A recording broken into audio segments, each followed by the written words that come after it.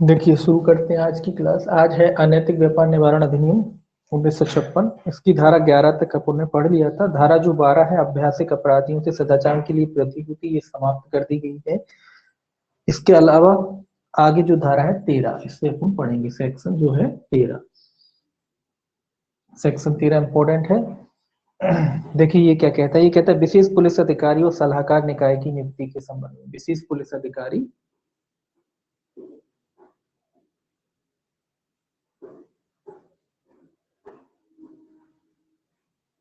अधिकारी एवं सलाहकार निकाय दोनों है। सलाहकार निकाय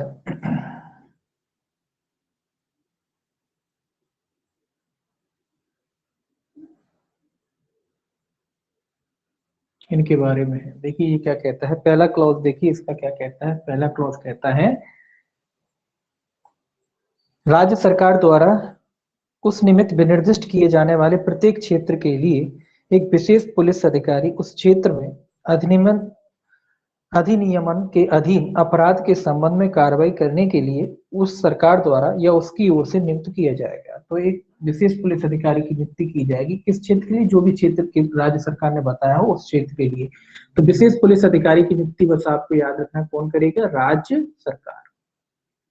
इसमें बड़ा लिखा है लेकिन जो इंपॉर्टेंट है केवल अपन को इतना याद रखना है कि कोई विशिष्ट क्षेत्र के लिए, कोई विशिष्ट क्षेत्र के लिए जो राज्य सरकार अधिसूचित करे उसके लिए एक विशेष पुलिस अधिकारी की नियुक्ति की जा सकती है। कौन करता है, राज्य सरकार करता है। तो आपको पहला क्लॉज में केवल इतना याद रखना है कि विशेष पुलिस अधिकारी की नियुक्ति किसके द्वारा की जाती है, राज्य सरकार द्वारा की जाती है। दूसरा पॉइंट आपको क्या याद रखना है कि विशेष पुलिस अधिकारी पुलिस निरीक्षक की पंक्ति से नीचे का नहीं होगा। तो इसकी जो रैंक की बात कह रहा है कि विशेष पुलिस अधिकारी की जो रैंक होगी वो क्या होगी, पुलिस निरीक्षक।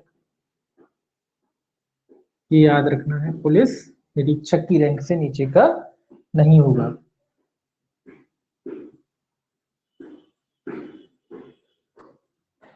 तो पुलिस निरीक्षक की रैंक से नीचे का नहीं होगा, ये भी याद रखना।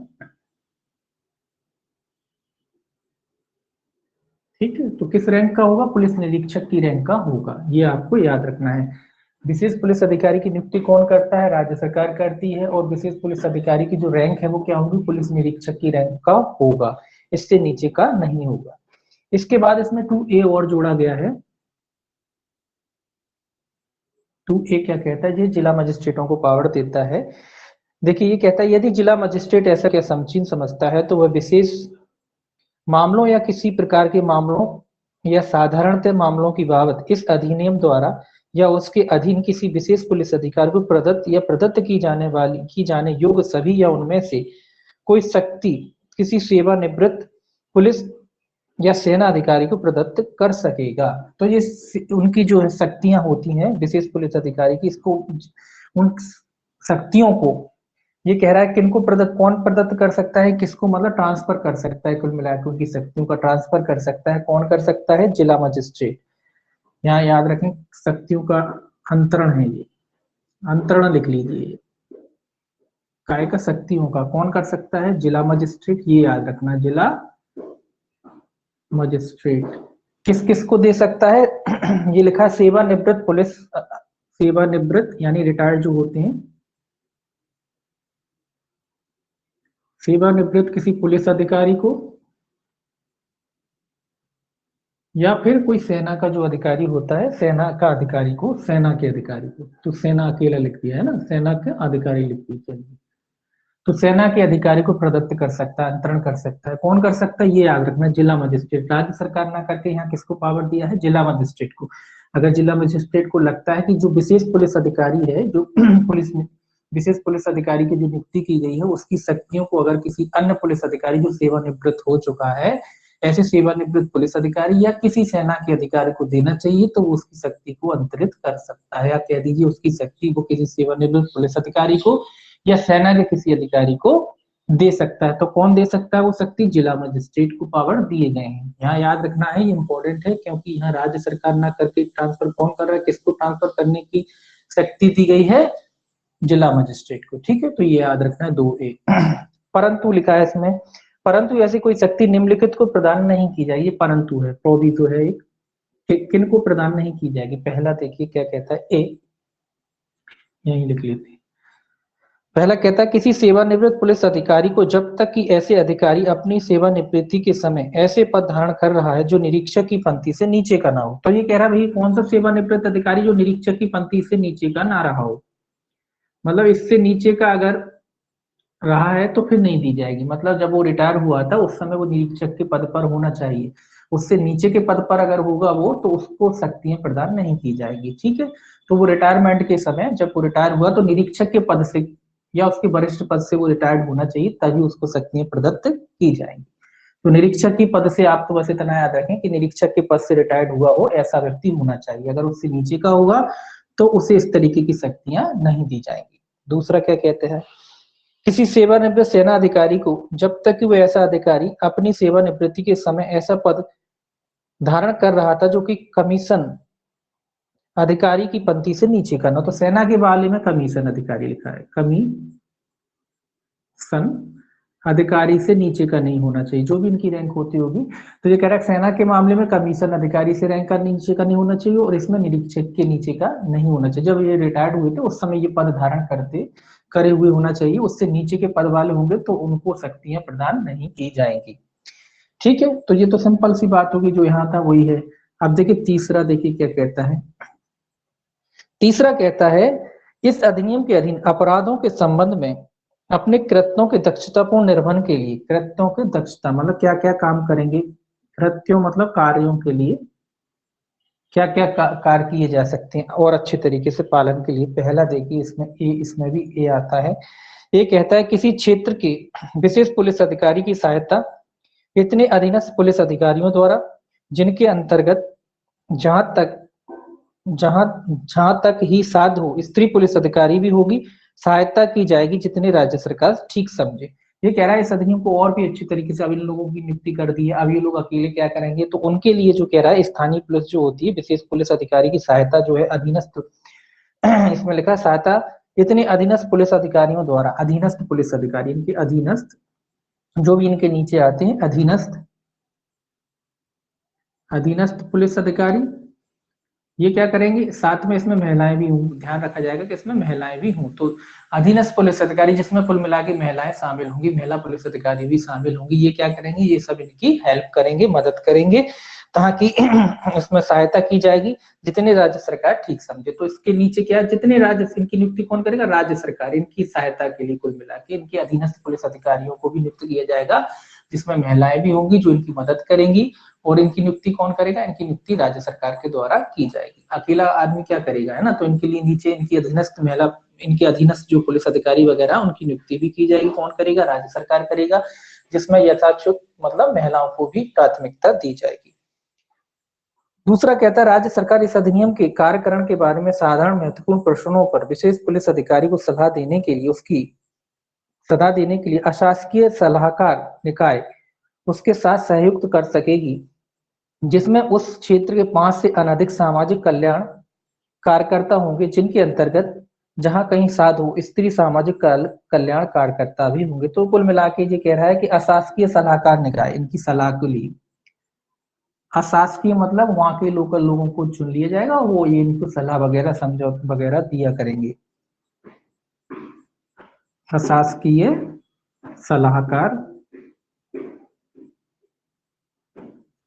इनकी मदद के लिए, ये सलाह वगैरह देने के लिए, इनको राय वगैरह देने के लिए कि कैसा क्या काम कर रहा है। उसी क्षेत्र के कितने लोग, 5, उसी क्षेत्र के कितने लोग, ये भी याद रखना है, 5 से अनधिक लोगों से मिलकर कुल मिला के एक अशासकीय सलाहकार निकाय बनाया जाएगा। और वो निकाय क्या करेगा, ये पुलिस वगैरह जो बनाई गई है इनकी क्या करेगा, इनकी हेल्प करेगा। इसमें भी क्या होगा, यथासंभव जितनी महिलाएं हैं महिलाओं को रखा जाएगा। तो सलाहकार निकाय में भी होगा, सलाहकार निकाय में भी महिलाओं को प्राथमिकता दी जाएगी, इसमें भी महिलाएं होंगी, ये तो जानते ही। तो यहाँ भी महिलाएं होंगी, अब कितनी होंगी ये नहीं लिखा, लेकिन कोशिश की जाएगी कि जितनी भी आवश्यक महिलाएं हैं, जितनी भी सलाहकार निकाय में उपलब्ध होंगी उतनी महिलाओं को इसमें भी शामिल किया जाएगा। तो इनके लिए एक अधीनस्थ, 2 चीजें हो गई, अधीनस्थ पुलिस अधिकारियों की नियुक्ति हो जाएगी, इसके अलावा अशासकीय सलाहकार निकाय की भी नियुक्ति की जाएगी। ये कौन करेगा, राज्य सरकार करेगी। अशासकीय जो सलाहकार निकाय होगा वहां पे लोकल के जो भी सामाजिक कार्यकर्ता वगैरह होते हैं उनको उसमें शामिल किया जाएगा। कितने लोगों से मिलकर बनेगा, 5 लोगों से मिलकर के बनेगा, जिसमें महिलाओं को भी प्राथमिकता दी जाएगी। चौथा देखिए इसका, चौथा कहता है केंद्र सरकार इस अधिनियम के अधीन या व्यक्तियों के लैंगिक शोषण के संबंध में तत्समय प्रवृत्त किसी विधि के अधीन और एक से अधिक राज्य में किए गए किसी अपराध का अन्वेषण करने के प्रयोजन के लिए उतनी संख्या में पुलिस अधिकारियों को दुर्व्यवहार पुलिस अधिकारियों के रूप में नियुक्त कर सकेगी और वे उन सभी शक्तियों का प्रयोग और सभी कृत्यों का निर्वहन करेंगे जो इस अधिनियम के अधीन विशेष पुलिस अधिकारियों द्वारा प्रयुक्त है, किंतु इसमें उसमें यह उपांतरण होगा कि वे ऐसी शक्तियों का प्रयोग और कृत्यों का निर्वहन संपूर्ण भारत के संबंध में करेंगे। बस देखिए अब ये इंपॉर्टेंट चीज हो गया, जो चौथा आपको याद रखना है। क्या कह रहा है? दुर्व्यापार, ये शब्द याद रखना है, दुर्व्यापार पुलिस अधिकारी, और इनकी नियुक्ति कौन करेगा? केंद्र, ये याद रखना है। ये अलग से हो गया, ये चौथा आपको अलग याद रखना है कि इस अधिनियम के कार्यान्वित करने के लिए, क्या कह लीजिए, इस अधिनियम को और भी अच्छे तरीके से लागू कराने के लिए केंद्र सरकार जो है क्या करेगी? दुर्व्यापार पुलिस अधिकारियों की नियुक्ति करेगी। किसकी नियुक्ति करेगी? ये याद रखना है आपको। केंद्र सरकार दुर्व्यापार पुलिस विशेष पुलिस अधिकारियों की नियुक्ति कर रहा है। कौन कर रहा है? राज्य सरकार। और दुर्व्यापार पुलिस अधिकारियों की नियुक्ति कौन कर रहा है? केंद्र सरकार। तो आपको ये याद रखना है कि दुर्व्यापार पुलिस अधिकारियों की नियुक्ति किसके द्वारा की जाएगी? केंद्र सरकार के द्वारा की जाएगी। कहाँ करेंगे ये अन्वेषण? ये किसी भी, ये एक राज्य में भी कर सकते हैं या एक से अधिक राज्यों में कर सकते हैं, या कह लीजिए हर संपूर्ण भारत में जहां भी इनको नियुक्त किया जाए कहीं भी ये क्या कर सकते हैं? अन्वेषण कर सकते हैं। एक राज्य में कर सकते हैं या एक से अधिक राज्यों में कर सकते हैं। इनको क्या इनको जो विशेष पुलिस अधिकारियों को जो शक्तियां होती हैं वो सारी शक्तियां इनमें समाहित होगी। बस अंतर क्या कह रहा है? अंतर इतना है कि इनका एरिया ब्रॉड है। जो विशेष पुलिस अधिकारियों के जो क्षेत्र राज्य सरकार ने निश्चित किया है उसी क्षेत्र में वो क्या करेंगे? अन्वेषण करेंगे। और ये क्या करेंगे? ये संपूर्ण भारत में जहां भी इन्हें नियुक्त किया है क्या कर सकते हैं? संपूर्ण भारत में क्या कर सकते हैं? ये अन्वेषण वगैरह कर सकते हैं। इतना अंतर दोनों में है। शक्तियां कितनी, शक्तियां कैसी होंगी? शक्तियां दोनों की बराबर होंगी, बस इनका जो एरिया है अन्वेषण का वो विस्तृत है। ये संपूर्ण भारत में कहीं भी क्या कर सकते हैं? अन्वेषण कर सकते हैं। तो ये इंपॉर्टेंट फैक्ट है, इसमें याद रखना है कि दुर्व्यापार पुलिस अधिकारी की नियुक्ति किसके द्वारा की जाएगी? केंद्र सरकार के द्वारा की जाएगी। कौन सी शक्तियों का पालन प्रयोग करेंगे? ये वही शक्तियों का प्रयोग करेंगे जो विशेष पुलिस अधिकारियों को होती है। ये अन्वेषण कहाँ कर सकते हैं? ये अन्वेषण संपूर्ण भारत में कर सकते हैं। ठीक है, बस इतना याद रखना है आपको। एक स्टेट में, एक से अधिक स्टेटों में या संपूर्ण भारत में क्या कर सकते हैं? ये अपराधों का अन्वेषण कर सकते हैं। आगे है धारा 14।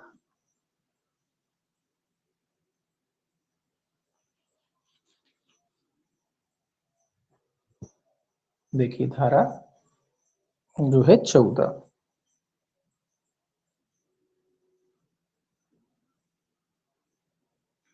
धारा 14 है अपराधों का संज्ञेय होना। इस अधिनियम के अधीन अपराध कैसे होंगे? संज्ञेय। बस इतना याद रखना है कि इस अधिनियम के तहत जो अपराध है कैसे होंगे? संज्ञेय होंगे। ठीक है, कैसे होंगे? संज्ञेय।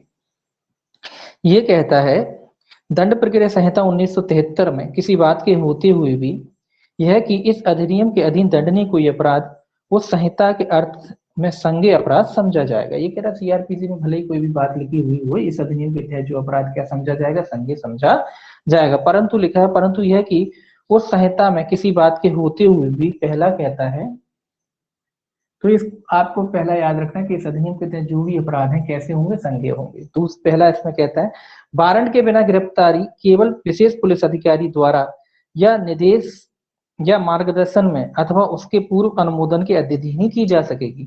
तो यहाँ कह रहा है कि अपराध संज्ञेय तो होगा, लेकिन शर्तें ये लगाई गई हैं कि इस अधिनियम के तहत जब वारंट के बगैर गिरफ्तारी करनी हो, क्या के बिना? वारंट के बिना। तो कुल मिला के यहाँ जब विशेष पुलिस अधिकारियों की नियुक्ति की गई है तो ये कह रहा है कि केवल विशेष पुलिस अधिकारी द्वारा की जाएगी। मतलब नॉर्मल पुलिस ना करके कौन करेगी? केवल विशेष पुलिस अधिकारी। बस इतना अंतर है, केवल विशेष, जो नियुक्ति की गई है विशेष पुलिस अधिकारी द्वारा की जाएगी। इनकी जो गिरफ्तारी वगैरह है, अगर बगैर वारंट के गिरफ्तार करना हो, या तो विशेष पुलिस अधिकारी के द्वारा की जाएगी या इनके मार्ग निर्देशन में की जाएगी। दोनों बातें, या तो विशेष पुलिस अधिकारी के द्वारा गिरफ्तारी की जाएगी वारंट के बिना, या उनके मार्ग निर्देशन में की जाएगी। ठीक है, दोनों बातें ये याद रखना है। संज्ञेय तो है, लेकिन यहाँ जब गिरफ्तारी की बात आएगी वो भी वारंट के बिना। वारंट है तो वो तो कोई दिक्कत ही नहीं है। अगर वारंट के बिना गिरफ्तारी करनी है तो विशेष पुलिस अधिकारी के द्वारा या उनके मार्ग निर्देशन में किसी व्यक्ति की गिरफ्तारी की जाएगी। दोनों बातें। अब देखिए दूसरा क्या कहता है, जब विशेष पुलिस अधिकारी अपने अधीनस्थ किसी अधिकारी से यह अपेक्षा करता है कि वह इस अधिनियम के अधीन किसी अपराध के लिए किसी व्यक्ति को उसकी अनुपस्थिति में वारंट के बिना गिरफ्तार करे, तो वह उस अधीनस्थ अधिकारी को एक लिखित आदेश देगा जिसमें वह व्यक्ति जिसको गिरफ्तार कर लिया जाना है और वह अपराध जिसके लिए गिरफ्तारी की जा रही है विनिर्दिष्ट होगा, और पश्चात कथित अधिकारी ऐसे व्यक्ति को गिरफ्तार करने के से पूर्व उसे आदेश के सार से अवगत कराएगा और ऐसे व्यक्ति द्वारा अपेक्षा किए जाने पर उसे आदेश दिखाएगा। ये सिंपल सी बात कह रहा है, ये भी कोई खास बात नहीं कह रहा है, कि ये कह रहा है कि जब कोई विशेष पुलिस अधिकारी अपने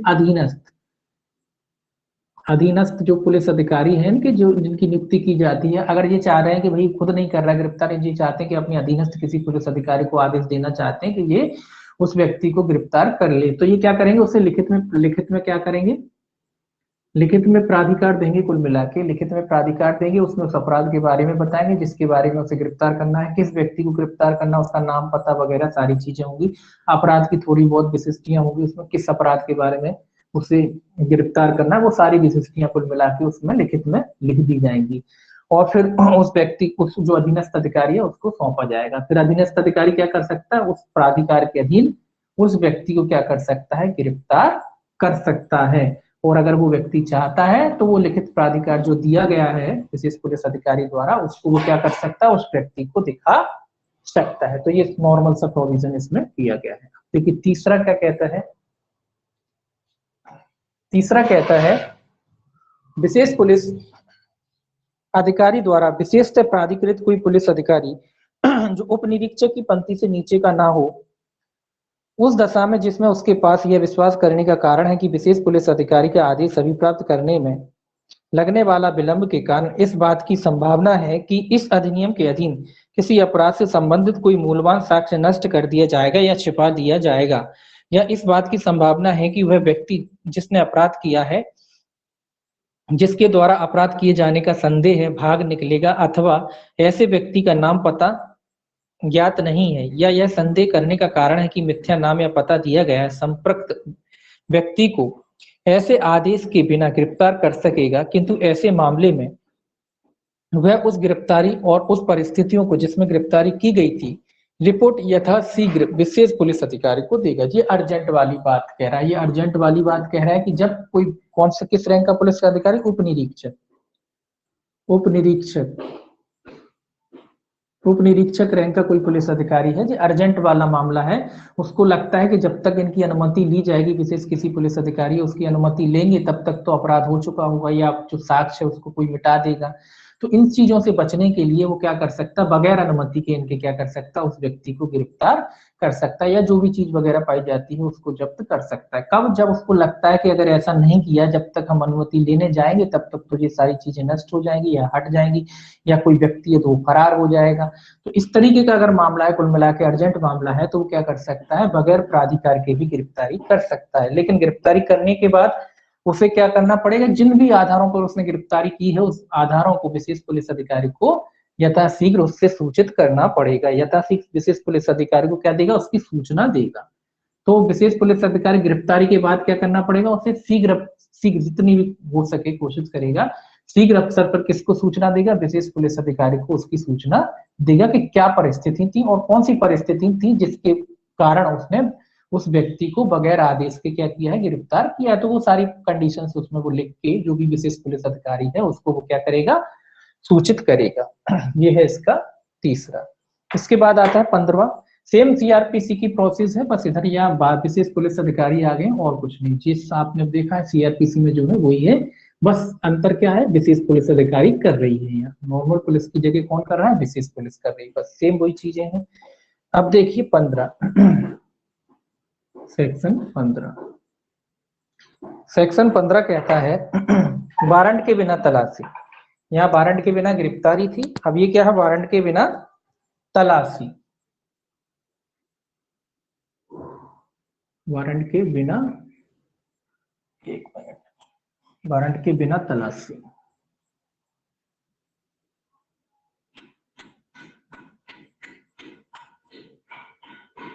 ये वारंट के बिना तलाशी, वो वारंट के बिना गिरफ्तारी थी, ये वारंट के बिना तलाशी। पहला देखिए क्या कहता है इसमें। इसमें कहता है तत्समय प्रबद्ध किसी अन्य विधि में किसी बात के होते हुए भी जब कभी यथास्थिति विशेष पुलिस अधिकारी या दुर्व्यवहार पुलिस अधिकारी, दोनों को है इसमें, के पास यह विश्वास करने के लिए युक्त आधार हो कि इस अधिनियम के अधीन दंडनीय कोई अपराध किसी परिसर में रहने वाले किसी व्यक्ति के संबंध में किया गया है या किया जा रहा है, और कि उस परिसर की वारंट से तलाशी अक्षम्यक विलंब के बिना नहीं की जा सकती, तो ऐसा अधिकारी अपने विश्वास के आधारों को अभिलिखित करने के पश्चात ऐसे परिसर में वारंट के बिना प्रवेश कर सकेगा और तलाशी ले सकेगा। तो यहाँ दोनों को शक्तियां दी गई हैं। कौन कौन को दे रखी हैं? विशेष पुलिस अधिकारी, विशेष पुलिस अधिकारी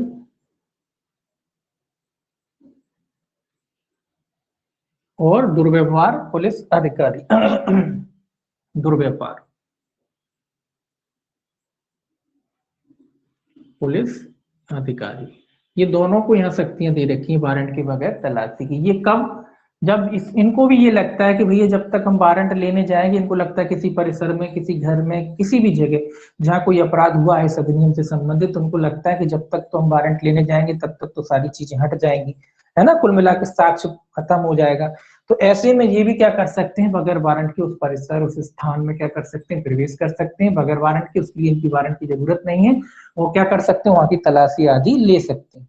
जो भी चीजें बरामद होंगी उसको ये जब्त कर लेंगे। इसके अलावा ये कह रहा है कि जब वारंट के बगैर जब तलाशी करेंगे तो बाद में जब तलाशी करेंगे तो कारण अभिलिखित करने पड़ेंगे। ये तो आप जानते हैं, जब वारंट के बगैर कर रहे हैं तो क्या करेंगे, ये कारणों को अभिलिखित करेंगे। तो कारण इनको लिखना पड़ेंगे, कारण लिखना पड़ेंगे बस। बगैर वारंट के कर सकते हैं अगर अर्जेंट मैटर है, इनको लगता है कि भाई जब तक वारंट लेंगे तब तक तो सारा मामला निपट जाएगा, सारे साक्ष्य गवाह वगैरह सब छुपा दिए जाएंगे। अगर उनको लगता है ऐसा तो वो बगैर वारंट के भी उस स्थान की क्या कर सकते हैं, तलाशी ले सकते हैं।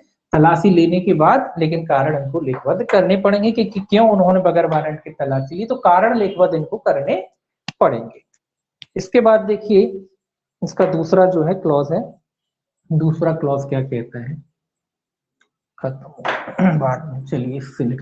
दूसरा क्लॉज देखिए, दूसरा क्लॉज क्या कहता है। दूसरा क्लॉज कहता है उपधारा 1 के अधीन तलाशी करने से पूर्व यथास्थिति विशेष पुलिस अधिकारी या दुर्व्यवहार पुलिस अधिकारी उस क्षेत्र के जिसमें तलाशी किया जाना वाला स्थान स्थित है, 2 या अधिक प्रतिष्ठित निवासियों से, जिसमें कम से कम एक स्त्री होगी, हाजिर होने और तलाशी को साक्षित करने के लिए कहेगा और उनको या उनमें से किसी को वैसा करने के लिए आदेश दे सकेगा।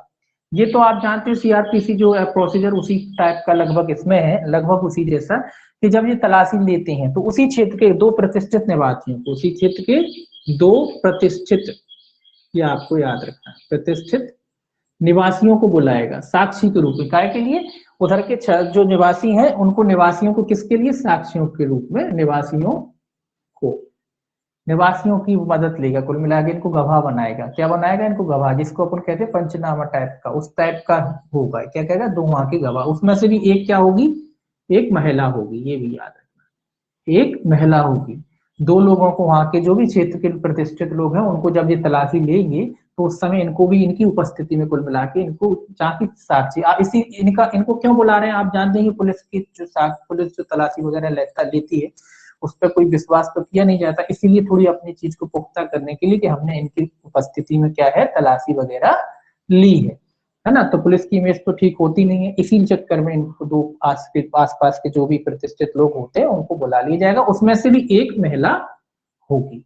तो उनकी उपस्थिति में जो भी तलाशी होगी उनकी उपस्थिति में ली जाएगी। इसके बाद लिस्ट बनाई जाती है, वो जो सीआरपीसी वो ही रहता है, बनाई जाएगी, फिर इनके हस्ताक्षर वगैरह इन पे किए जाएंगे।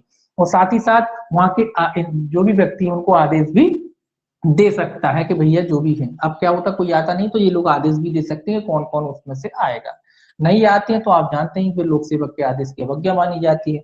देखिए परंतु लिखा है, परंतु प्रतिष्ठित निवासियों की बाबत यह अपेक्षा कि वह उस क्षेत्र में के हो जिसमें वह स्थान स्थित है, वहां तलाशी ली जानी है, ऐसी किसी स्त्री की बाबत लागू नहीं होगा जिससे हाजिर होने और तलाशी को साबित करने की अपेक्षा की गई है। ये क्या कह रहा है, परंतु प्रतिष्ठित निवासियों की बाबत, प्रतिष्ठित निवासियों की बाबत ये कह रहा है कि ये अपेक्षा कि वो उस परिक्षेत्र के हों, मतलब जो उस परिक्षेत्र के, मतलब जहाँ की तलाशी कह रहे हैं उसी क्षेत्र के होना चाहिए, ये तो ठीक है, लेकिन महिला के मामले में ऐसी बात लागू नहीं होगी।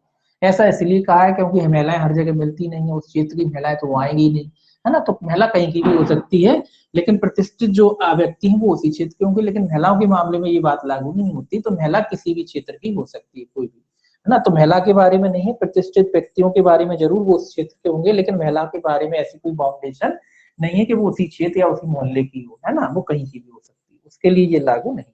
ऐसा इसलिए कहा गया है क्योंकि महिलाएं अधिकतर मिलती नहीं है ना, आती नहीं है, मिलती नहीं है, तो कोई कहीं की भी कोई जो सामाजिक कार्यकर्ता वगैरह जो होंगे उनको ये ले जाते हैं, है ना।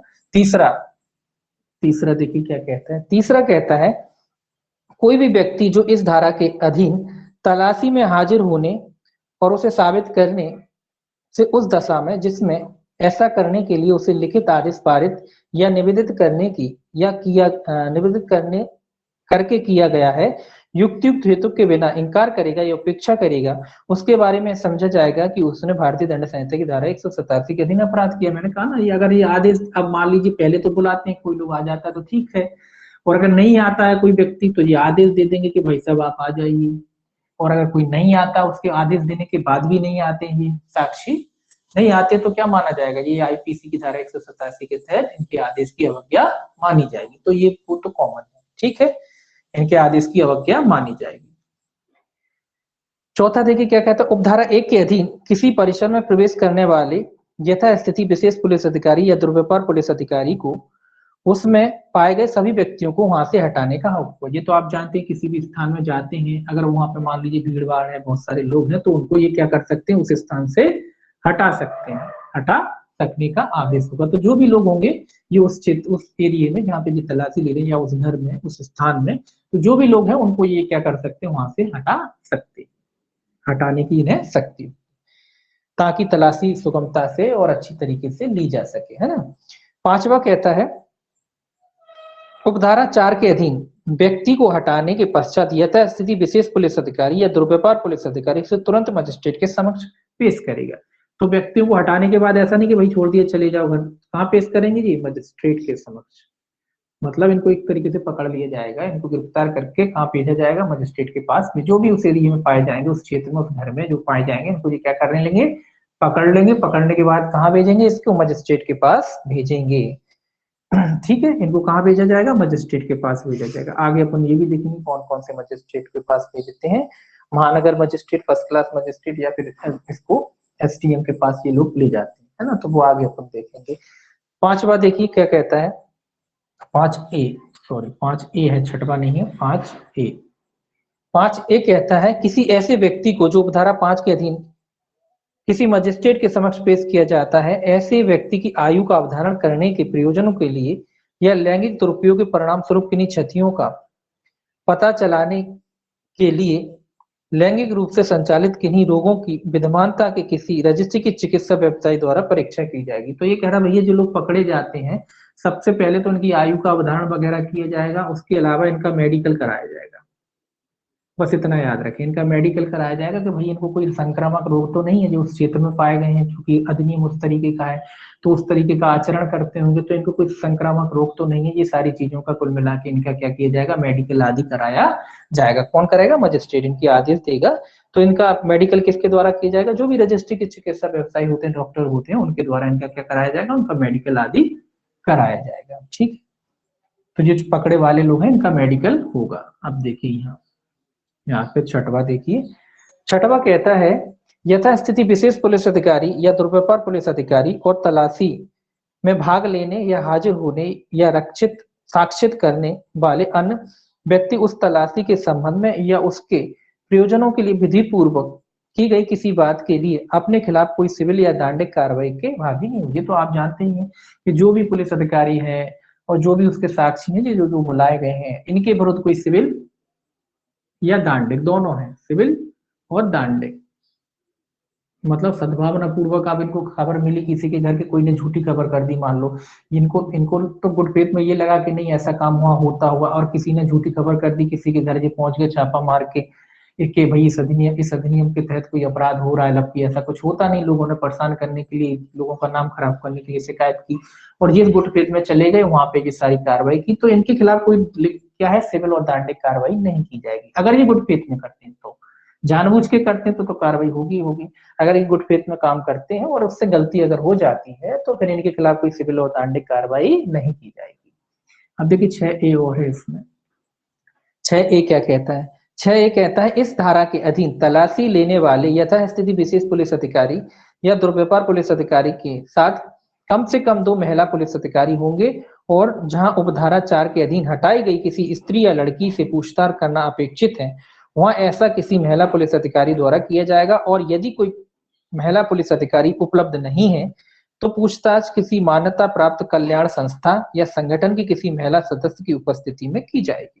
ये कह रहा है कि भैया जब जो पुलिस ऊपर पकड़ने पड़ी है, विशेष पुलिस अधिकारी हो चाहे दुर्व्यवहार पुलिस अधिकारी, इनके साथ कम से कम 2 महिला पुलिस अधिकारी होंगी, 2 महिला पुलिस, ठीक है, 2 महिला पुलिस अधिकारी इनके संग में हमेशा जाएंगी सर्चिंग के लिए, तलाशी के लिए। और अगर उसमें कोई महिला या स्त्री जो है, स्वाभाविक सी बात है, पाई जाती है तो उनके जो भी बयान वगैरह होंगे वो महिला पुलिस अधिकारी के द्वारा ही लिए जाएंगे। और मान लो अगर कोई महिला पुलिस अधिकारी उपलब्ध वगैरह नहीं है तो जो भी मान्यता प्राप्त संस्थाएं वगैरह होती हैं जिसमें जो महिलाएं काम करती हैं उनकी उपस्थिति में इनके साक्ष्य लिए जाएंगे। मतलब ले तो पुलिस वाला लेगा लेकिन उनकी उपस्थिति में लिए जाएंगे। ये कब? जब कोई महिला पुलिस अधिकारी उपलब्ध नहीं होती तब। उस स्थिति में फिर जो भी समाज कल्याण या मान्यता प्राप्त संस्था वगैरह होती है उसमें जो सोशल वर्कर होती है ना महिलाएं, उनकी उपस्थिति में फिर क्या किया जाएगा, उनके साक्ष्य बयान वगैरह लिए जाएंगे। बाकी स्पष्टीकरण में मान्यता प्राप्त संस्था का अर्थ लिखा वो कोई मतलब नहीं। देखिए 7वां देखिए अब इसका 7वां कहता है दंड प्रक्रिया संहिता के उपबंध यथासक्त इस धारा के अधीन किसी तलाशी को ऐसे ही लागू होंगे जैसे वे उक्त संहिता की धारा 94 के अधीन जारी किए गए किसी तलाशी वारंट के अधीन की गई तलाशी को लागू होते। तो ये कह रहा है 94 सीआरपीसी के प्रोविजन ऐसे ही लागू होंगे, इस अधिनियम पे भी कुल मिला के लागू होंगे। तो तलाशी के प्रोविजन तो सीआरपीसी के होते ही, वही अपन पढ़ा है, कोई अलग से नहीं पढ़ा।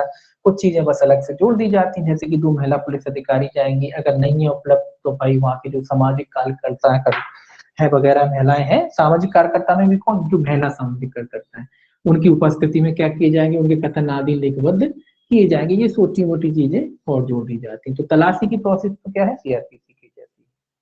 अब देखिए बगैर वारंट की गिरफ्तारी हो गई, तलाशी भी हो गई, उसके बाद क्या है, व्यक्तियों को छुड़ाना या छोड़ना। सेक्शन 16 छोड़ने से संबंधित है, व्यक्ति को छुड़ाना।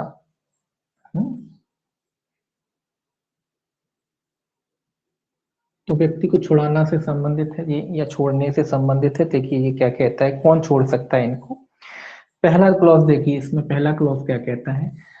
पहला क्लॉज कहता है जहां पुलिस प्राप्त सूचना या राज्य सरकार द्वारा इस निमित्त प्राधिकृत किसी अन्य व्यक्ति से प्राप्त सूचना के आधार पर अथवा अन्यथा किसी मजिस्ट्रेट के पास यह विश्वास करने का कारण है कि कोई व्यक्ति किसी वेश्यागृह में रह रहा है या वेश्यावृत्ति कर रहा है अथवा वेश्यावृत्ति कराई जा रही है, सारी चीजें हैं, तो वह ऐसे पुलिस अधिकारी को जो उप निरीक्षक की पंक्ति से नीचे का ना हो, यह निर्देश दे सकेगा कि वह ऐसे वेश्यागृह में प्रवेश करे और ऐसे व्यक्ति को वहां से हटाए, उसके समक्ष पेश करे। तो ये कह रहा है कि जब भी किसी, चाहे किसी आधार पर, चाहे पुलिस जो है पुलिस द्वारा प्राप्त सूचना पर या राज्य सरकार द्वारा या अन्य मतलब कहीं से भी सूचना मिली हो, चाहे किसी पुलिस अधिकारी से सूचना मिली हो या राज्य सरकार द्वारा सूचना मिली हो या किसी अन्य व्यक्ति से सूचना मिली हो, किसको, मजिस्ट्रेट को सूचना मिली हो कि कोई भी व्यक्ति किसी वेश्यागृह में मान लीजिए बंद है, उसे रखा जा रहा है या उससे वेश्यावृत्ति कुल मिला के कराई जा रही है,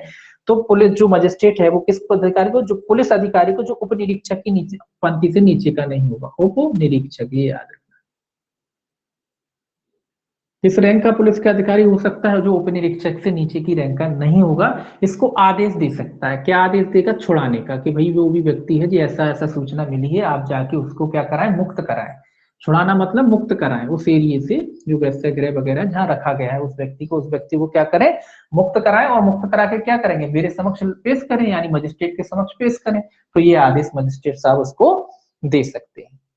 दूसरा देखिए क्या कहता है, दूसरा कहता है पुलिस अधिकारी व्यक्ति को हटाने के पश्चात उसे तुरंत मजिस्ट्रेट के समक्ष पेश करेगा। जो आदेश दिया तो ये क्या करेंगे, मजिस्ट्रेट के समक्ष पेश करेंगे। ये स्वाभाविक सी बात है, क्या करेंगे, तुरंत मजिस्ट्रेट के समक्ष पेश करेंगे। ठीक है, तो मजिस्ट्रेट के समक्ष ये क्या करेंगे, जैसे ही पुलिस अधिकारी उस व्यक्ति को छुड़ा लेते हैं, उसको क्या किया जाएगा, तुरंत मजिस्ट्रेट के समक्ष पेश किया जाएगा। ये वो लोग होते हैं जो जबरन किसी भी वजह से जबरन वहां पहुंच गए हैं या उनको खरीद के ले जाते हैं ना, उस तरीके के लोग। जब सूचना मिली कि ऐसा कोई बच्चा है, ऐसा कोई महिला है, ऐसी कोई स्त्री है, तो जहां सूचना कहीं से भी मिली हो तो मजिस्ट्रेट जो है उप निरीक्षक की रैंक का जो पुलिस अधिकारी हो सकता है, उसको क्या कर सकता है, आदेश दे सकता है उनको छुड़ाने का। और जब स्वाभाविक सी बात है, जब ये छुड़ा लेंगे तो क्या करेंगे, जो मजिस्ट्रेट के समक्ष उसको पेश करेंगे।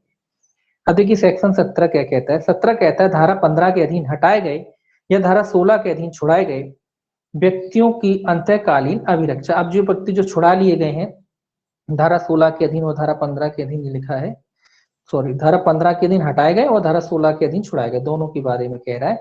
व्यक्तियों की अंतःकालीन अभिरक्षा, तो इनकी अभिरक्षा की बात कह रहा है कि भैया अब छूट गए हैं तो इनको कहाँ रखा जाएगा, वो अभिरक्षा, कस्टडी वगैरह। अब देखिए ये क्या कहता है, पहला क्लॉज। पहला क्लॉज कहता है जब धारा 15 की उपधारा 4 के अधीन किसी व्यक्ति को हटाए जाने वाले विशेष पुलिस अधिकारी या धारा 16 की उपधारा 1 के अधीन किसी व्यक्ति को छुड़ाए जाने वाले अधिकारी उसे धारा 15 की उपधारा 5 की अपेक्षा अनुसार समुचित मजिस्ट्रेट के समक्ष या धारा 16 की उपधारा 2 के अधीन आदेश करने वाले मजिस्ट्रेट के समक्ष पेश करने के लिए कारणवश असमर्थ हैं, तब वह उसे तुरंत किसी भी वर्ग के निकटतम मजिस्ट्रेट के समक्ष पेश करेगा, जो ऐसा आदेश पारित करेगा जो वह उसकी तब तक सुरक्षित अभिरक्षा के लिए उचित समझता है, जब तक कि वह यथास्थिति समुचित मजिस्ट्रेट या आदेश करने वाले मजिस्ट्रेट के समक्ष पेश नहीं किया जाता। तो ये एक प्रोविजन दे रखा है। क्या प्रोविजन दे रखा है कि भाई कोई चाहे वो छुड़ाया गया व्यक्ति हो या कोई हटाया गया व्यक्ति, दोनों के बारे में कह रहा है, चाहे वो छुड़ाया गया व्यक्ति हो या हटाया गया व्यक्ति। नियम क्या कहता है कि जिस मजिस्ट्रेट ने आदेश दिया उसी के समक्ष पेश करा जाएगा, है ना, नियम ये कहता है। लेकिन कभी कभी परिस्थितियां ऐसी होती हैं कि ये असमर्थ है उस मजिस्ट्रेट के, कुछ परिस्थितियां ऐसी हैं कि वो जो उस मजिस्ट्रेट ने आदेश दिया है उस मजिस्ट्रेट तक ये पहुंच नहीं सकते। हो सकता है कि कभी लंबा दूरी हो जाए, या हो सकता है कोई भी वजह हो सकती है जिस वजह से वो उस मजिस्ट्रेट के समक्ष उसे नहीं पहुंचा सकती, या कंडीशन ऐसी है कि नहीं ले जा सकते, सुरक्षित नहीं है, ऐसी बहुत सी कंडीशन होती हैं। या मजिस्ट्रेट साहब की दूरी ज्यादा हो गई है ना, जब तक ले जाएंगे, तो बहुत सी वजह होती है। तो ये कह रहा है, तो ये कहाँ पेश कर सकते हैं, निकटतम मजिस्ट्रेट, किसी भी निकटतम कौन सा मजिस्ट्रेट, निकटतम मजिस्ट्रेट के समक्ष, निकटतम मजिस्ट्रेट के समक्ष, जो भी मजिस्ट्रेट इनके निकट होगा मजिस्ट्रेट के समक्ष क्या कर सकते हैं, उस व्यक्ति को पेश कर सकते हैं। जब कंडीशन ऐसी है कि वो जो मजिस्ट्रेट ने आदेश दिया है उस तक पहुंच नहीं हो पा रही है या उस तक पहुंच नहीं पा रहे हैं, तो क्या करेंगे जी, निकटतम मजिस्ट्रेट, जो भी मजिस्ट्रेट निकट होगा उसके पास क्या कर सकते हैं, जो व्यक्ति को छुड़ाया गया है या हटाया गया है, दोनों बातें, जो व्यक्ति छुड़ाया गया हटाएगा उस मजिस्ट्रेट के पास ले जाएंगे, निकटतम मजिस्ट्रेट के पास ले जाएंगे। और निकटतम मजिस्ट्रेट क्या करेगा, निकटतम मजिस्ट्रेट उनको अभिरक्षा में रखने का आदेश दे देगा, जैसी भी अभिरक्षा को समझता उचित।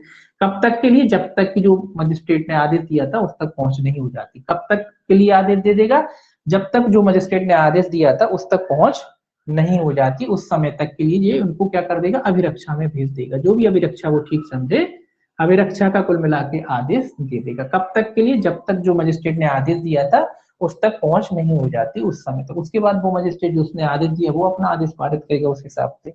परंतु लिखा है, परंतु ऐसा व्यक्ति को, परंतु देखिए परंतु क्या कहता है पहला इसमें, इस उपधारा के अधीन आदेश की तारीख से 10 दिन से अधिक की अवधि के लिए इस उपधारा के अधीन अभिरक्षा में निरुद्ध नहीं रखा जाएगा, निरुद्ध नहीं किया जाएगा। तो ये कह रहा है 10 दिन, अधिकतम अभिरक्षा कितनी होगी, 10 दिन। कौन से मजिस्ट्रेट, ये जो निकटतम मजिस्ट्रेट की बात कह रहा है कि भैया 10 दिन तक ये अभिरक्षा में रखते हैं। 10 दिन के बाद आप कहोगे 10 दिन के बाद छोड़, 10 दिन के बाद छोड़ेंगे नहीं, 10 दिन के अंदर अंदर जिस मजिस्ट्रेट ने आदेश दिया था उसके समक्ष ये पेश करेंगे। उसके बाद वो जो आदेश करना चाहे वो कर देगा। तो ये लोग 10 दिन तक क्या कर सकते हैं, 10 दिन तक उसे अभिरक्षा में निरुद्ध का आदेश दे सकते हैं। 10 दिन के भीतर वो जिस मजिस्ट्रेट ने आदेश दिया उसके समक्ष इसको पेश कर दिया जाएगा, फिर वो अपने हिसाब से आदेश करेगा, है ना। तो 10 दिन तक ये क्या कर सकते हैं, उसको अभिरक्षा में रखने का आदेश दे सकते हैं। 10 दिन से अधिक का ये आदेश पारित नहीं करेंगे। दूसरा कह रहा है, किसी ऐसे व्यक्ति को नहीं लौटाया जाएगा या उसको अभिरक्षा में नहीं रखा जाएगा जो उस पर अपहानिकारक असर डाल सकता है। तो अपहानिकारक असर,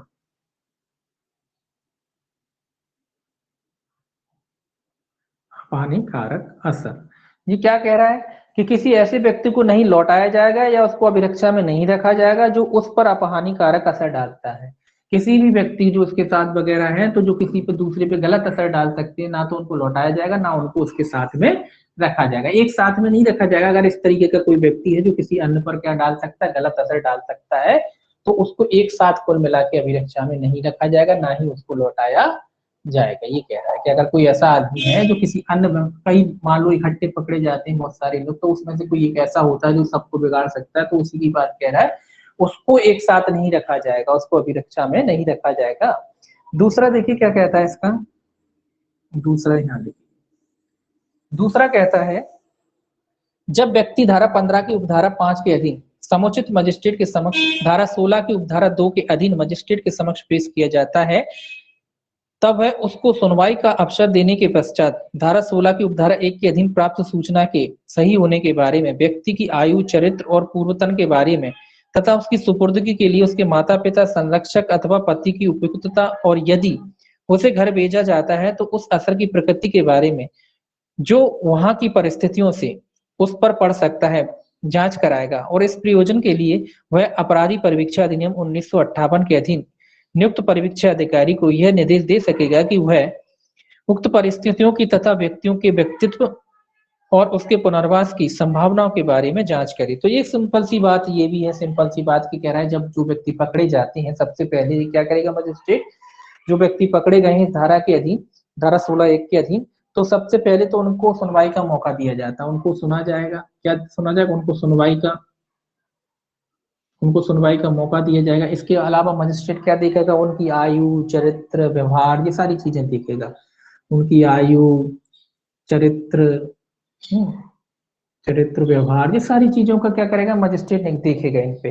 इसके अलावा अगर मजिस्ट्रेट को लगता है कि भाई इनको छोड़ देना चाहिए, सुपुर्द कर देना चाहिए, माता पिता को है, इनके घर वालों को है, पति को है, संरक्षक को, इनको छोड़ देना चाहिए, तो सबसे पहले मजिस्ट्रेट छोड़ने के पहले वो रीजन देखेगा कि भाई इनको छोड़ते हैं अगर, वो घर पे भेजते हैं अगर, तो उसका क्या परिणाम निकलेगा, वहां के आसपास के लोग क्या रिएक्ट करेंगे, है ना, उनके घर वाले क्या रिएक्ट करेंगे। उन सारी चीजों का मुआयना करने के लिए वो क्या कर सकता है, परिवीक्षा जो अधिकारी है उससे क्या कर सकता है, एक रिपोर्ट बनाने के लिए कह सकता है परिवीक्षा अधिकारी से। किससे? ये याद रखना, परिवीक्षा ही अधिकारी है, परिवीक्षा अधिकारी से क्या कह सकता है, परिवीक्षा अधिकारी से एक रिपोर्ट बनाने के लिए कहेगा। तो परिवीक्षा अधिकारी क्या करेगा, उस क्षेत्र के बारे में, उसके घर के बारे में, उसके रिश्तेदारों के बारे में, कुल मिला के वहां के माहौल को देखेगा। उसके बाद एक परिवीक्षा रिपोर्ट आदि बना करके मजिस्ट्रेट को देगा। उसके बाद मजिस्ट्रेट क्या करेगा, जैसा उचित समझे वैसा आदेश पारित कर सकता है। तो इनको सुनवाई का मौका दिया जाएगा, इनके बारे में देखा जाएगा। आज जब वो छोड़ना उचित समझता है, जिस किसी को भी वो छोड़ना चाहे, जो मतलब उसकी संरक्षकता सौंपना चाहे, चाहे माता पिता हो या उसका पति हो या अन्य कोई व्यक्ति हो जिनको वो सुपुर्द करना चाहता है उस व्यक्ति को, तो सबसे पहले वो परिवीक्षा अधिकारी से उनकी जांच कराएगा, उस एरिया की जांच कराएगा, उसके घर की जांच कराएगा। मतलब ये देखेगा कि क्या रिएक्शन होता है ना, तो उसके हिसाब से फिर वो आदेश पारित करेगा कि उसे छोड़ना है कि नहीं छोड़ना है, या सौंपना है या नहीं सौंपना है, वो सारी चीजें। तीसरा देखिए क्या कहता है, तीसरा कहता है मजिस्ट्रेट उस समय जब उपधारा 2 के अधीन मामले की जांच की जाती ऐसे आदेश पारित कर सकेगा जो व्यक्ति की सुरक्षित अभिरक्षा के लिए उचित हो। तो ये कह रहा है जब तक जांच चल रही है तब तक के लिए मजिस्ट्रेट उसकी सुरक्षित अभिरक्षा के लिए जो भी आदेश आवश्यक समझता है वो आदेश पारित कर सकता है कि भाई जब तक जांच चली तब तक कहाँ रहेंगे। देखिए बहुत सेंसिटिव मामला हो जाता है समाज में, आप जानते हैं लोग बाग कैसे देखते हैं। कोई जबरन भी ले जाया जाए उसके बाद अगर किसी को लौटाया जाए तो समाज के लोग काफी विरोध करते हैं। तो उससे बचने के लिए जांच करा रहा है कि भाई ऐसा ना हो कि लोग बाग गलत करें या कोई मार मूर दे, उस तरीके की हरकतें ना हो जाए, दंगा ना हो जाए। तो इस तरीके की बात चीजों से बचने के लिए वो जांच करा देता है, और अगर लगता है उसके यहाँ के माहौल ठीक है तभी वो सुरक्षित उसमें भेजा जाता है। परंतु देखिए क्या कहता है, परंतु जहाँ धारा 10 के अधीन छुड़ाया गया कोई व्यक्ति बालक या अवयस्क है, वहां मजिस्ट्रेट ऐसे बालक या अवयस्क को बालकों की सुरक्षित अभिरक्षा के लिए किसी राज्य या तत्समय प्रबद्ध किसी बालक अधिनियम के अधीन स्थापित या मान्यता प्राप्त संस्था में रखने के लिए स्वतंत्र होगा। तो ये तो आप जानते हैं कि अगर कोई बालक वगैरह है, कोई छोटा व्यक्ति है, बालक है, तो उसको जो भी राज्य सरकार द्वारा मान्यता प्राप्त वगैरह संस्थाएं वगैरह चलाई जा रही है वहां पे रखने का आदेश दे दिया जाएगा।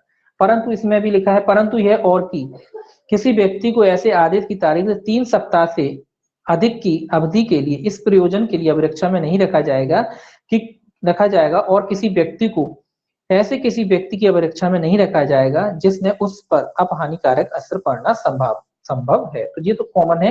ये कह रहा है 3 सप्ताह कितनी अवधि के लिए रखा जाएगा? 3 सप्ताह। 3 सप्ताह के लिए क्या रखा जाएगा? उसे जो भी सुरक्षित स्थान है उसमें रखा जाएगा। साथ ही साथ ऐसे किसी व्यक्ति के साथ नहीं रखा जाएगा जिसपे उसको गलत असर पड़ सकता हो। तो जिससे उसको गलत असर पड़ सकता हो बच्चों को उस स्थान में नहीं रखा जाएगा। बाकी इसको 3 सप्ताह के लिए उस स्थान पे क्या किया जा सकता है? रखा जा सकता है। चौथा देखिए क्या कहता है। चौथा क्या कहता है इसका, यहाँ देख लीजिए। चौथा क्या कहता है? चौथा कहता है जहां मजिस्ट्रेट उपधारा 2 में यथा अपेक्षित जांच करने के पश्चात समाधान हो जाता है कि प्राप्त सूचना सही है कि उसको देखरेख और संरक्षण की आवश्यकता। अब ये पूरी जांच वगैरह हो गई, उसके बाद मजिस्ट्रेट को लगता है कि क्या है, इनको सुरक्षा की जरूरत है, जिसको देखरेख और संरक्षण की आवश्यकता, देखरेख और संरक्षण की आवश्यकता है। देखरेख और संरक्षण।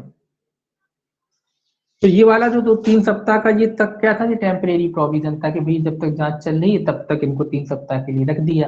अब ये क्या हो रहा है, ये अब मजिस्ट्रेट ने जांच वगैरह हो गई है, जांच करने के बाद की बात कह रहा है कि अब उसको लगा है कि भाई हाँ इस व्यक्ति को देखरेख और संरक्षण की आवश्यकता है जांच के बाद, तो वह उपधारा 5 के उपबंधों के अधीन रहते हुए यह आदेश कर सकेगा कि ऐसे व्यक्ति को 1 वर्ष से अन्यून और 3 वर्ष से अनधिक की ऐसी अवधि के लिए जो आदेश में विनिर्दिष्ट की जाए किसी संरक्षक गृह या किसी अन्य अभिरक्षा में निरुद्ध रखा जाए जो वह लेखबद्ध किए जाने वाले कारण से उपयुक्त समझे। तो ये कह रहा है कितने वर्ष से? 1 वर्ष से लेकर 3 वर्ष तक के। कहाँ पे? कोई भी संरक्षक गृह हो सकता है या सुरक्षित स्थान हो सकता है जहां मजिस्ट्रेट आवश्यक समझता है। तो ये क्वेश्चन ये बनता है कि भाई किसी व्यक्ति को जब जांच पूरी हो गई है तो उसके बाद कितने दिनों तक रखा जाता है? 1 वर्ष से लेकर 3 वर्ष तक के लिए क्या रखा जा सकता है? उसे किसी सुरक्षित स्थान या किसी संरक्षक गृह में रखने का आदेश मजिस्ट्रेट द्वारा पारित किया जा सकता है। और ये 3 सप्ताह की जो अवधि थी, ये कौन सी अवधि थी? ये वो जांच के प्रक्रम की अवधि थी कि जब जांच चल रही है तब कहाँ रखेंगे उसे, तो उसके लिए 3 सप्ताह की अधिकतम अवधि थी कि 3 सप्ताह से अधिक नहीं रखा जाएगा। तो जांच के अनुक्रम में 3 सप्ताह, मतलब जांच 3 सप्ताह से ज्यादा नहीं चलेगी एक तरीके से, ठीक है। तो 3 सप्ताह में जांच होगी उसके लिए था। तो ये क्या कह रहा है? 1 से 3 वर्ष के लिए क्या कर सकता है? उसको अभिरक्षा में रखने का आदेश दे सकता है। कहाँ रखेगा? जो भी सरकार द्वारा चलाए जा रहे हैं संरक्षक गृह होते हैं या सुरक्षित स्थान होते हैं उसमें इनको रखा जाएगा। परंतु देखिए, परंतु इसमें भी है। परंतु क्या कहता है? परंतु कहता है परंतु ऐसे अधिकारी, ऐसी अभिरक्षा ऐसे धार्मिक संप्रदाय के व्यक्ति या व्यक्तियों के निकाय की नहीं होगी जो व्यक्ति के धार्मिक मत से भिन्न धार्मिक मत के हैं और उन व्यक्तियों से जिनकी अभिरक्षा में व्यक्ति सुपुर्द किया गया है, जिसके अंतर्गत संरक्षक गृह के पार्षद व्यक्ति भी ऐसा बंधपत्र निष्पादित करने की अपेक्षा की जा सकेगी जिसमें जहां आवश्यक और साक्ष्य हो वहां व्यक्ति की समुचित देखरेख, संरक्षता, शिक्षा, प्रशिक्षण और चिकित्सकीय और मनोचिकित्सकीय उपचार तथा न्यायालय द्वारा नियुक्त किसी व्यक्ति का पर्यवेक्षण से संबंधित निर्देशों पर आधारित वचनबद्ध होंगे जो 3 वर्ष से अनधिक की अवधि के लिए प्रवृत्त होंगे। तो ये क्या कह रहा है? ये धार्मिकता भी इसमें जोड़ी कि भैया जब इस तरीके के कोई बालक वगैरह लाए जाते हैं तो किसी एक धर्म का बालक है मान लो, तो वो दूसरे धर्म की जो संस्था है उसमें नहीं रखा जाएगा। मतलब अगर कोई धर्म विशेष की संस्था चलती है ना, कि भला कोई ऐसी संस्था चलती है कि भाई अलग ही धर्म की है, अपनी अपनी बनाए रहते हैं ना, तो अगर ए धर्म का व्यक्ति है तो वो बी धर्म की संस्था में उसको नहीं रखा जाएगा। सीधी सी बात ये कह रहा है कि अगर ए धर्म का व्यक्ति है तो वो बी धर्म की संस्था में नहीं रखा जाएगा। मतलब उसी के धर्म की कोई संस्था होगी या कोई ऐसी संस्था होगी जो कोई धार्मिकता नहीं रखती तो उसमें रखा जा सकता है। धर्म विशेष की संस्था है अगर कोई, और ये ए नाम का है, ये दूसरी धर्म की संस्था, तो उसमें उसको नहीं रखा जाएगा, ठीक है। धार्मिक संस्थाएं होती है उनमें नहीं रखा जाएगा कुल मिला के। एक धर्म का है तो फिर अगर मान लो ये धर्म का और यहाँ ये धर्म की संस्था तो रखा जा सकता है, कोई दिक्कत नहीं है। लेकिन अगर ये ए धर्म का और ये बी धर्म है कोई संस्था है तो वहां नहीं रखा जाएगा। हाँ, अगर कोई बगैर धर्म की कोई संस्था होती है उनमें रखा जा सकता है, ठीक है। इसके अलावा ये कह रहा है कि जो भी संस्था में इनको रखा जाएगा उन संस्था से भी बॉन्ड भरवा लिया जाएगा 3 वर्ष के लिए, काय का कि इनको सुरक्षित रखेंगे, इनकी देखभाल करेंगे, इनकी सारी चीजें, तो इनसे भी लायबिलिटी के लिए, इनकी जिम्मेदारी उठाने के लिए इनसे भी क्या करा लिया जाएगा, एक करार करा लिया जाएगा, एक बॉन्ड बना लिया जाएगा, और ये जो लोग हैं उनका करार का क्या करेंगे, जो बॉन्ड भरा है उसका क्या करेंगे, पालन करेंगे। तो इन लोगों से भी सुरक्षा के लिए क्या करा जाएगा, बॉन्ड आदि भरवा लिया जाएगा। ये इसलिए किया जाता है कि देखिए इस तरीके के जो काम होते हैं, कोई भी सुरक्षित संस्थान हो या आप उन्हीं कोई सामाजिक लोग होते हैं, जो वो लोग जब इधर से कोई भले ही मजबूरी में गया हो, तो लोग वक्त जब वहां से आते हैं तो उसको बड़ी हीन दृष्टि से देखते हैं, बड़ी घृणा की दृष्टि से देखते हैं, तो उसका कहीं ये लोग शिकार ना हो जाए, इसीलिए ये वाला प्रोविजन किया गया है ना। अब देखिए पांचवा कहता है, उपधारा 2 के अधीन अपने कृत्यों के निर्वहन करने में मजिस्ट्रेट अपनी सहायता के लिए 5 प्रतिष्ठित व्यक्तियों का एक पैनल समन करेगा, जिसमें जहां कहीं साध हो 3 स्त्रियां होंगी, और इस प्रयोजन के लिए व्यक्तियों के अनैतिक व्यापार के दमन के क्षेत्र में अनुभवी आभासिक कल्याण कार्यकर्ताओं की एक विशिष्ट महिला सामाजिक कार्यकर्ताओं की एक सूची रख सकेगा। जो छठवा भी देख लीजिए, उपधारा 4 के अधीन किए गए आदेश के विरुद्ध अपील सेशन न्यायालय में होगी जिसका ऐसी अपील पर विनिश्चय अंतिम होगा। अब ये पांचवा कह रहा है, एक समिति के बारे में कह रहा है कि जो इस अधिनियम के अपने कृत्यों का निर्वहन करने के लिए, कृत्यों का मतलब कार्यों का निर्वहन करने के लिए, जो मजिस्ट्रेट अपने कार्यों को और भी अच्छी तरीके से करने के लिए समाज के जो है 5 प्रतिष्ठित व्यक्तियों, कितना 5 व्यक्तियों का, कैसे व्यक्ति होंगे, प्रतिष्ठित होंगे, समाज में जिनका नाम वो लोग जानते हो, ऐसे प्रतिष्ठित व्यक्तियों का क्या करेगा, एक पैनल तैयार करेगा। क्या करेगा, पैनल, एक पैनल तैयार करेगा, जिसमें कम से कम क्या होंगी, 3 स्त्रियां भी होंगी, इसमें क्या होंगी, 3 महिलाएं होंगी। ठीक है, तो पैनल में कितनी महिलाएं होंगी, 3 महिलाएं होंगी। और जो व्यक्ति होंगे, स्वाभाविक सी बात है, उनको किसका अनुभव होना चाहिए, ये इस जो आपके अनैतिक व्यापार के दमन वगैरह है, इस क्षेत्र में जो है विशेष ज्ञान होना चाहिए। तो इसका एक पैनल बनाएगा मजिस्ट्रेट। किस लिए पैनल बनाएगा, पैनल इसलिए बनाएगा कि जहां बच्चे रखे जाते हैं इनकी निगरानी करी जाए, बार बार जाके देखा जाएगा, मॉनिटरिंग करी जाएगी, उसके लिए ये पैनल बनाया जाता है। ठीक है, तो एक पैनल बनाएगा, कितने लोगों से मिलकर बनेगा पैनल, 5 लोगों से मिलकर बनेगा, जिसमें क्या होंगी, 3 महिलाएं होंगी। किस तरीके का अनुभव होना चाहिए, जो अधिनियम जो अपन पढ़ रहे हैं इससे ही संबंधित उनको ज्ञान होना चाहिए, अनुभव होना चाहिए, समाज कल्याण से जुड़े हुए व्यक्ति होना चाहिए, प्रतिष्ठित व्यक्ति होना चाहिए। ठीक है, तो इस तरीके के व्यक्ति होना चाहिए। अब देखिए इसका एक छठवां क्लॉज और है जी, कह रहा है इसकी अपील, इसकी जो अपील है, उपधारा 4 के अधीन जो आदेश पारित किया गया है, उपधारा 4 के अधीन जो भी आदेश पारित किया है ये भेजने का, इससे अगर कोई व्यक्ति दुखी है तो वो कह रहा है कहाँ अपील होगी, सेशन में। बस इतना याद रखें, इसकी अपील कहाँ होगी, सेशन न्यायालय के समक्ष इनकी अपील होगी, जिस ऐसी अपील पर विनिश्चय जो है अंतिम होगा। इसके अलावा सेशन का जो विनिश्चय होगा वो क्या होगा, अंतिम होगा, यानी कि इसके बाद कोई अपील नहीं होगी। तो कौन से रूल की अपीलिंग का कह रहा है, रूल जो इसका चौथा है उसके काट कह रहा है, चौथे नियम से जो भी व्यथित व्यक्ति उपधारा 4 से जो भी व्यक्ति व्यथित है वो अपील कर सकता है। कहाँ कर सकता है, सेशन न्यायालय में कर सकता है, और सेशन न्यायालय का जो निर्णय है वो क्या होगा, अंतिम होगा। इसके बाद देखिए 17A,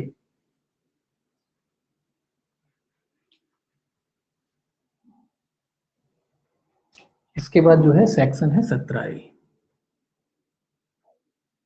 17A क्या कहता है, देखिए 17A कहता है, धारा 16 के अधीन छुड़ाए गए व्यक्तियों को माता पिता या संरक्षकों के अधीन रखने के पूर्व पालन की जाने वाली शर्तें। तो ये कह रहा माता पिता को रखने से पूर्व कुछ शर्तें हैं, उनको पूरी तो शर्तें दी गई हैं कि जो माता पिता को अगर दे रहे हैं, सौंप रहे हैं, तो उसकी कुछ शर्तें होंगी। तो शर्तें के बारे में कह रहा है, ये कहता है धारा 17 की उपधारा 2 में किसी बात के होते हुए भी धारा 17 के अधीन जांच करने वाला मजिस्ट्रेट धारा 16 के अधीन छुड़ाए गए किसी व्यक्ति को माता पिता या संरक्षक या पति के हवाले किए जाने के लिए आदेश पारित करने के पूर्व माता पिता, संरक्षक या पति को ऐसी व्यक्ति को रखने की सामर्थ्य या असलीपन के बारे में किसी मान्यता प्राप्त कल्याण संस्था या संगठन द्वारा अन्वेषण करवा कर अपना समाधान करेगा। तो ये समाधान करेंगे, देखिए क्या करेंगे, समाधान। तो ये कह रहे हैं चाहे माता पिता हो, चाहे उसका कोई संरक्षक हो, चाहे उसका पति हो, जब मजिस्ट्रेट उनको सौंपते हैं तो कुल मिला के जो भी मान्यता प्राप्त संगठन वगैरह है उनसे ये क्या कराएंगे, उस चीज का अन्वेषण कराएंगे। उसको अन्वेषण कराने के बाद ही उनको सौंपा जाएगा। ये भी बात वही है कि इनसे अन्वेषण की क्या जरूरत पड़ रही है, अन्वेषण के लिए जरूरत इसलिए पड़ रही है कि जब व्यक्ति उनके पास आएगा, सौंपा जाएगा, तो ये पता नहीं उसके संग क्या हरकत करेंगे, इसीलिए कहीं उनको मार दिया, जला दिया, है ना, कई लोगों की सम्मान की बात हो जाती, भले ही कोई जबरदस्ती ले जाया गया हो, अब आएगा तो ये लोग क्या करते हैं, तो उस चीज से बचने के लिए ये सारी जांचें वगैरह कराई जाएंगी कि इनके चाहे माता पिता हो, चाहे घर वाले हो, चाहे उनका पति हो, ये लोगों का व्यवहार कैसा है, ये लोग वाकई में उसको रखना चाहते हैं कि नहीं रखना चाहते हैं, या फिर ये कोई अपराध करने की एवज में ले जा रहे हैं। तो उस सारी चीजों का समाधान करने के लिए पहले वो जांच करा लेगा, तभी वो उनको सौंपेगा। ठीक है, तो ये जांच इसीलिए आवश्यक हो जाती है। अब देखिए सेक्शन 18। सेक्शन 18 क्या कहता है? सेक्शन 18 इंपॉर्टेंट है, व्यवसाय को बंद करना और परिसरों से अपराधियों की बेदखली। तो ये क्वेश्चन आता है, इसको याद रखेंगे, को बंद करना और परिसरों, तो इतना ही याद रखना है आपको। तो वैश्यागृहों को बंद करने से संबंधित कौन सा सेक्शन है? 18 है। और परिसरों से अपराधियों की बेदखली से संबंधित है, दोनों से संबंधित है, तो इंपॉर्टेंट है, ये पूछा जाता है। देखिए इसमें पहला कौन कौन कर सकता है। पहला देखिए क्या कहता है, कोई मजिस्ट्रेट कोई मजिस्ट्रेट पुलिस से या अन्यथा यह इत्तला मिलने पर कि धारा 7 की उपधारा 1 में निर्दिष्ट किसी सार्वजनिक स्थान से जो 200 मीटर की दूरी के अंदर किसी घर, कमरे या स्थान या उसके किसी प्रभाग को किसी व्यक्ति द्वारा वेश्यागृह के रूप में चलाया जा रहा है या प्रयुक्त किया जा रहा है, अथवा वेश्याओं द्वारा अपना व्यापार चलाने के लिए प्रयुक्त किया जा रहा है, ऐसे घर, कमरे या स्थान या प्रभाग के स्वामी, पट्टाकर्ता, भूस्वामी या स्वामी, पट्टाकर्ता या भूस्वामी के अभिकर्ता को या ऐसे घर, कमरे या स्थान या प्रभाग के किराएदार, पट्टेदार, अधिभोगी या किसी अन्य वारसादक व्यक्ति को सूचना दे सकेगा कि वह सूचना की प्राप्ति से 7 दिन के अंदर कारण दर्शित करे कि उसे उसके अनुचित प्रयोग के कारण कुर्क क्यों नहीं कर लिया जाए। और यदि संबंधित व्यक्ति को सुनने के पश्चात मजिस्ट्रेट का समाधान हो जाता है कि उस घर, कमरे या स्थान या प्रभाग का प्रयोग वेश्यागृह के रूप में या वेश्यावृत्ति चलाने के लिए किया जा रहा है, तो वह मजिस्ट्रेट ऐसे आदेश पारित कर सकेगा। तो ये कह रहा है कि भैया जब भी मजिस्ट्रेट साहब को किसी पुलिस अधिकारी के द्वारा, पुलिस से या अन्यथा दोनों बातें, जब मजिस्ट्रेट को क्या है, मजिस्ट्रेट को क्या मिलती है, कोई सूचना मिलती है, क्या मिलती है, सूचना मिलती है, चाहे वो पुलिस से मिले या अन्य व्यक्ति से भी मिल सकती है। तो पुलिस से भी मिल सकती है, अन्य व्यक्ति से या अन्य किसी माध्यम से भी मिल सकती है, कि कोई भी घर, कमरा वगैरह जो भी चीजें हैं वहां पे इस तरीके का जो है कार्य किया जाता है, उनको पता पड़ता है कि इस तरीके का कोई कार्य किया जाता है, तो उससे संबंधित कोई भी व्यक्ति, चाहे उसका मालिक हो, गृह स्वामी, पट्टाकर्ता हो, पट्टेदार हो, जो उसमें रह रहा अधिभोगी, तो मतलब सारे व्यक्ति, कोई भी उसमें नहीं छोड़ा, तो जो भी व्यक्ति वहां कुल मिला के वर्तमान में रह रहा है और इस तरीके का काम करा रहा है, तो ये जो मजिस्ट्रेट है उस व्यक्ति को 7 दिन का क्या देगा, नोटिस देगा। 7 दिन का क्या देगा, नोटिस देगा। किस बात का कारण बताओ नोटिस जारी करेगा, कि भाई साहब आप आए और 7 दिन के भीतर भीतर कारण दर्शित करें। अगर मजिस्ट्रेट इनके कारण दर्शित कर देते हैं, ठीक है, तो कोई बात नहीं। अगर ये कारण दर्शित नहीं कर पाते और मजिस्ट्रेट को अगर इस मतलब ये लगता है कि नहीं इस तरीके का ये कार्य कर रहे हैं, तो मजिस्ट्रेट इनको कारण बताए नोटिस जारी करेगा कि अगर क्यों ना आपकी संपत्ति को जब्त कर लिया जाए या कुर्क कर लिया जाए। तो इस तरीके का 7 दिन का क्या दिया जाएगा, इनको नोटिस दिया जाएगा। उसके बाद ये लोगों को बुलाया जाएगा, जो भी संबंधित व्यक्ति हैं कारण दर्शित करेंगे। अगर कारण दर्शित नहीं कर पाते तो मजिस्ट्रेट क्या करेगा, उनकी जो भी संपत्ति वगैरह उसको क्या कर लेगा, ऊपर जो आदेश दिया था कुर्क का, उसी तरीके से उनको कुर्क कर सकता है या हटा सकता है। ठीक है, दूसरा इसमें है, दूसरा नहीं है, इसमें ए है। फिर ए कहता है मजिस्ट्रेट फिर क्या क्या कर सकता है, नीचे देखिए ए कहता है जिसमें यह निर्देश होगा कि उस आदेश को पारित करने के 7 दिन के अंदर उस घर, कमरे या स्थान या प्रभाग से अधिभोगी को बेदखल कर दिया जाए। तो ये क्या कहेगा कि भैया 7 दिन के बाद अलग हो जाओ, हट जाओ।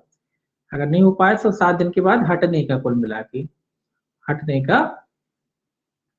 का आदेश दे देगा या हटाने का आदेश दे देगा। हटाने का आदेश कर देगा या हटा देगा, कोई भी बात है। ठीक, दूसरा कहता है जिसमें यह निर्देश होगा कि उस आदेश के पारित करने के ठीक पश्चात के 1 वर्ष की कालावधि के दौरान या किसी ऐसे मामले में जहां धारा 15 के अधीन किसी तलाशी के दौरान कोई बालक या अवयस्क उस घर, कमरे या स्थान या प्रभाग में पाया गया है, वहां 3 वर्ष की कालावधि के दौरान उसे पट्टे पर देने से पूर्व भूस्वामी, पट्टाकर्ता, ये सारे लोग आ जाएंगे, भूस्वामी अथवा भूस्वामी, पट्टाकर्ता, भूस्वामी का अभिकर्ता मजिस्ट्रेट का पूर्व अनुमोदन प्राप्त करेगा।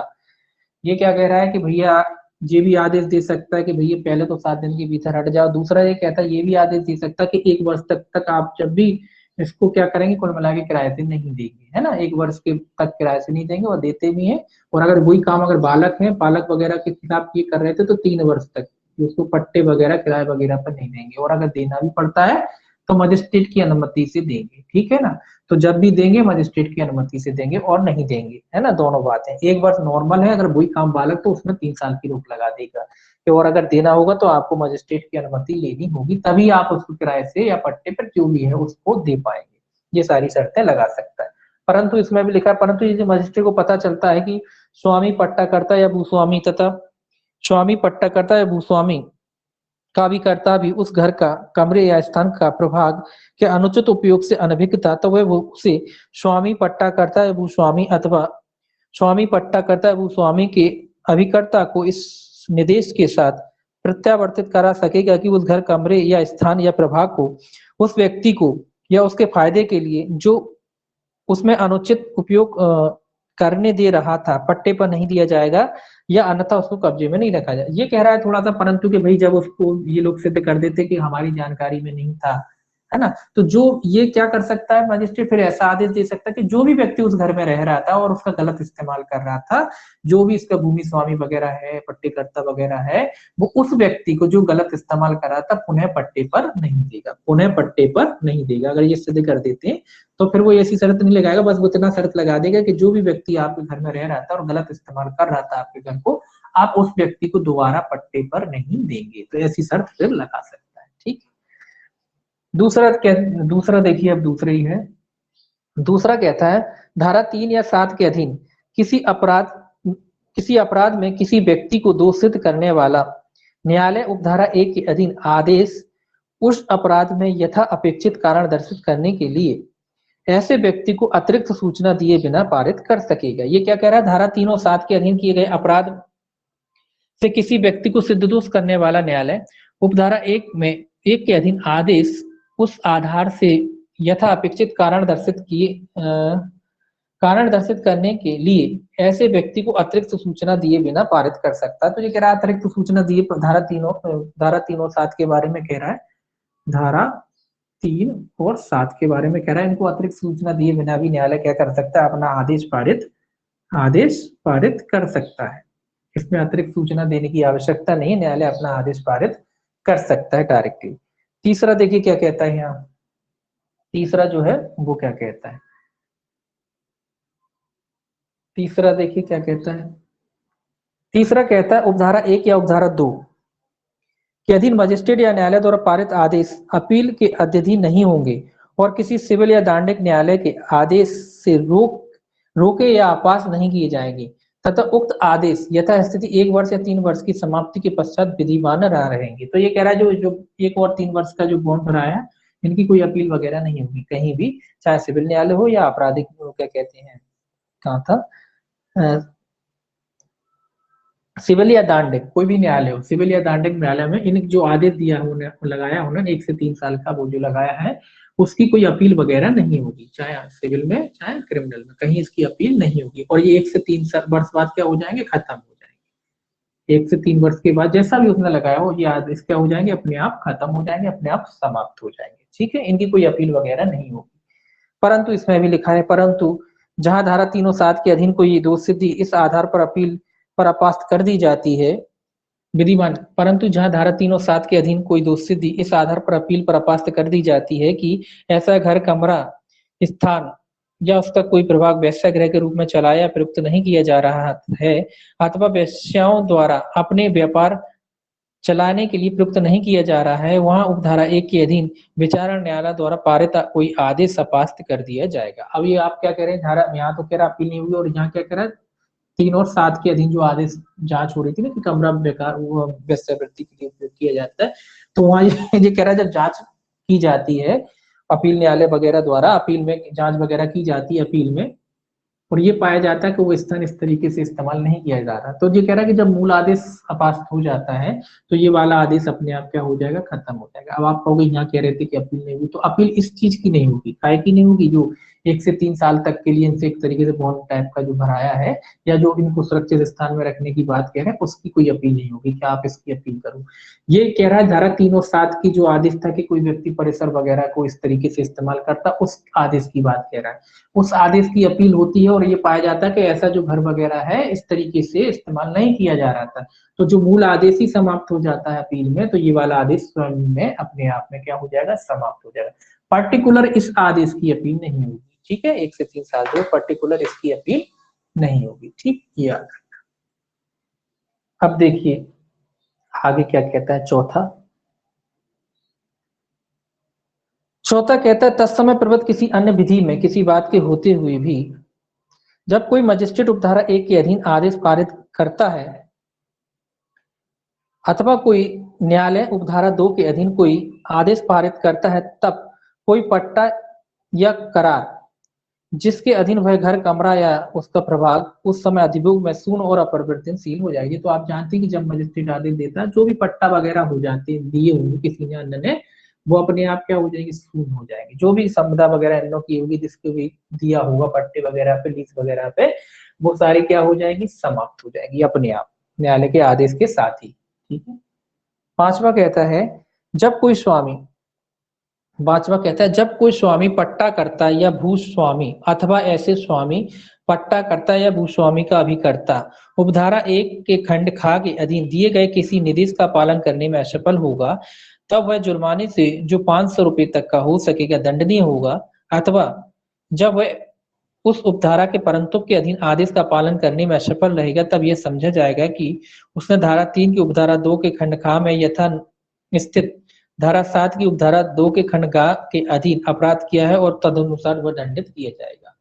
पहले तो अपन इसी का देख लेते हैं। ये कह रहा है कि जब कोई स्वामी वगैरह वगैरह है तो उपधारा 1 के खंड खा के अधीन किसी निर्देश का पालन करने में असफल रहता है, तो कुल मिला के ये कह रहा है कि उसे कितना जुर्माना लगाया जा सकता है, उसे 500 रुपए तक का जुर्माने से दंडित किया जा सकता है। ये याद रखना बस, 500 रुपए के जुर्माने से क्या किया जा सकता है, जब इस आदेश की अवज्ञा करता है या कह लीजिए जो मजिस्ट्रेट ने आदेश दिया है उसको पालन करने में वो व्यक्ति क्या रहता है, असफल रहता है, तो जो भी पट्टेदार वगैरह है उसको कितने रुपए से दंडित किया जा सकता है जुर्माने से, उसे 500 रुपए तक के जुर्माने से क्या किया जा सकता है, दंडित किया जा सकता है। ये आपको याद रखना है कि जुर्माना जो पट्टेदार वगैरह है जो आदेश मानने में असफल रहता है, तो उसे 500 रुपए तक के जुर्माने से क्या किया जा सकता है, दंडित किया जा सकता है। इसके बाद देखिए आप 19 से संरक्षक गृह में रखे जाने वाले, 1 मिनट कितना है,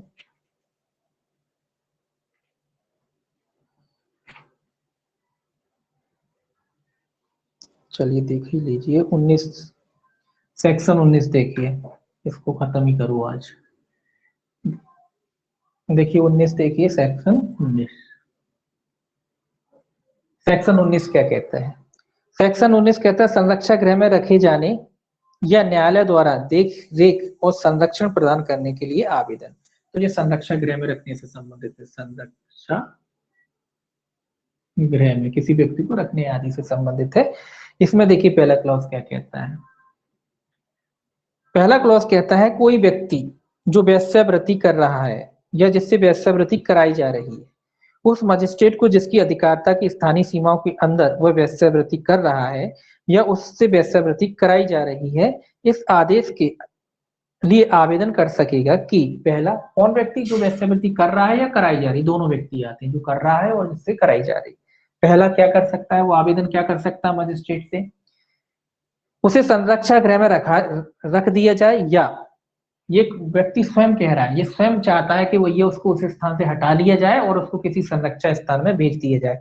ये कौन कह रहा है, वो व्यक्ति स्वयं चाहता है कि संरक्षा गृह में या कोई सुरक्षित स्थान हो सकता है उसमें उसको रख दिया जाए। ये वो व्यक्ति स्वयं मांग रहा है। कौन कौन से मांग कर सकता है, मजिस्ट्रेट से, ठीक है। मजिस्ट्रेट से कह सकता है वो भैया कि उसको उस स्थान से निकाल लिया जाए और उसको किसी सुरक्षित स्थान या संरक्षा गृह में भेज दिया जाए।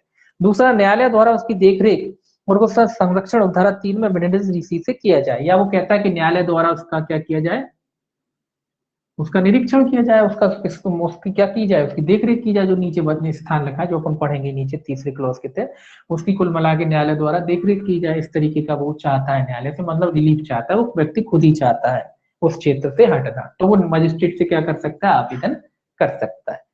दूसरा कहता है इसका सब क्लॉज, मजिस्ट्रेट धारा 3 के अधीन कोई जांच लंबित रहने तक यह निर्देश दे सकता है कि व्यक्ति को ऐसी अभिरक्षा में रखा जाए जो उसके मामले की परिस्थितियों को ध्यान में रखते हुए उचित समझे।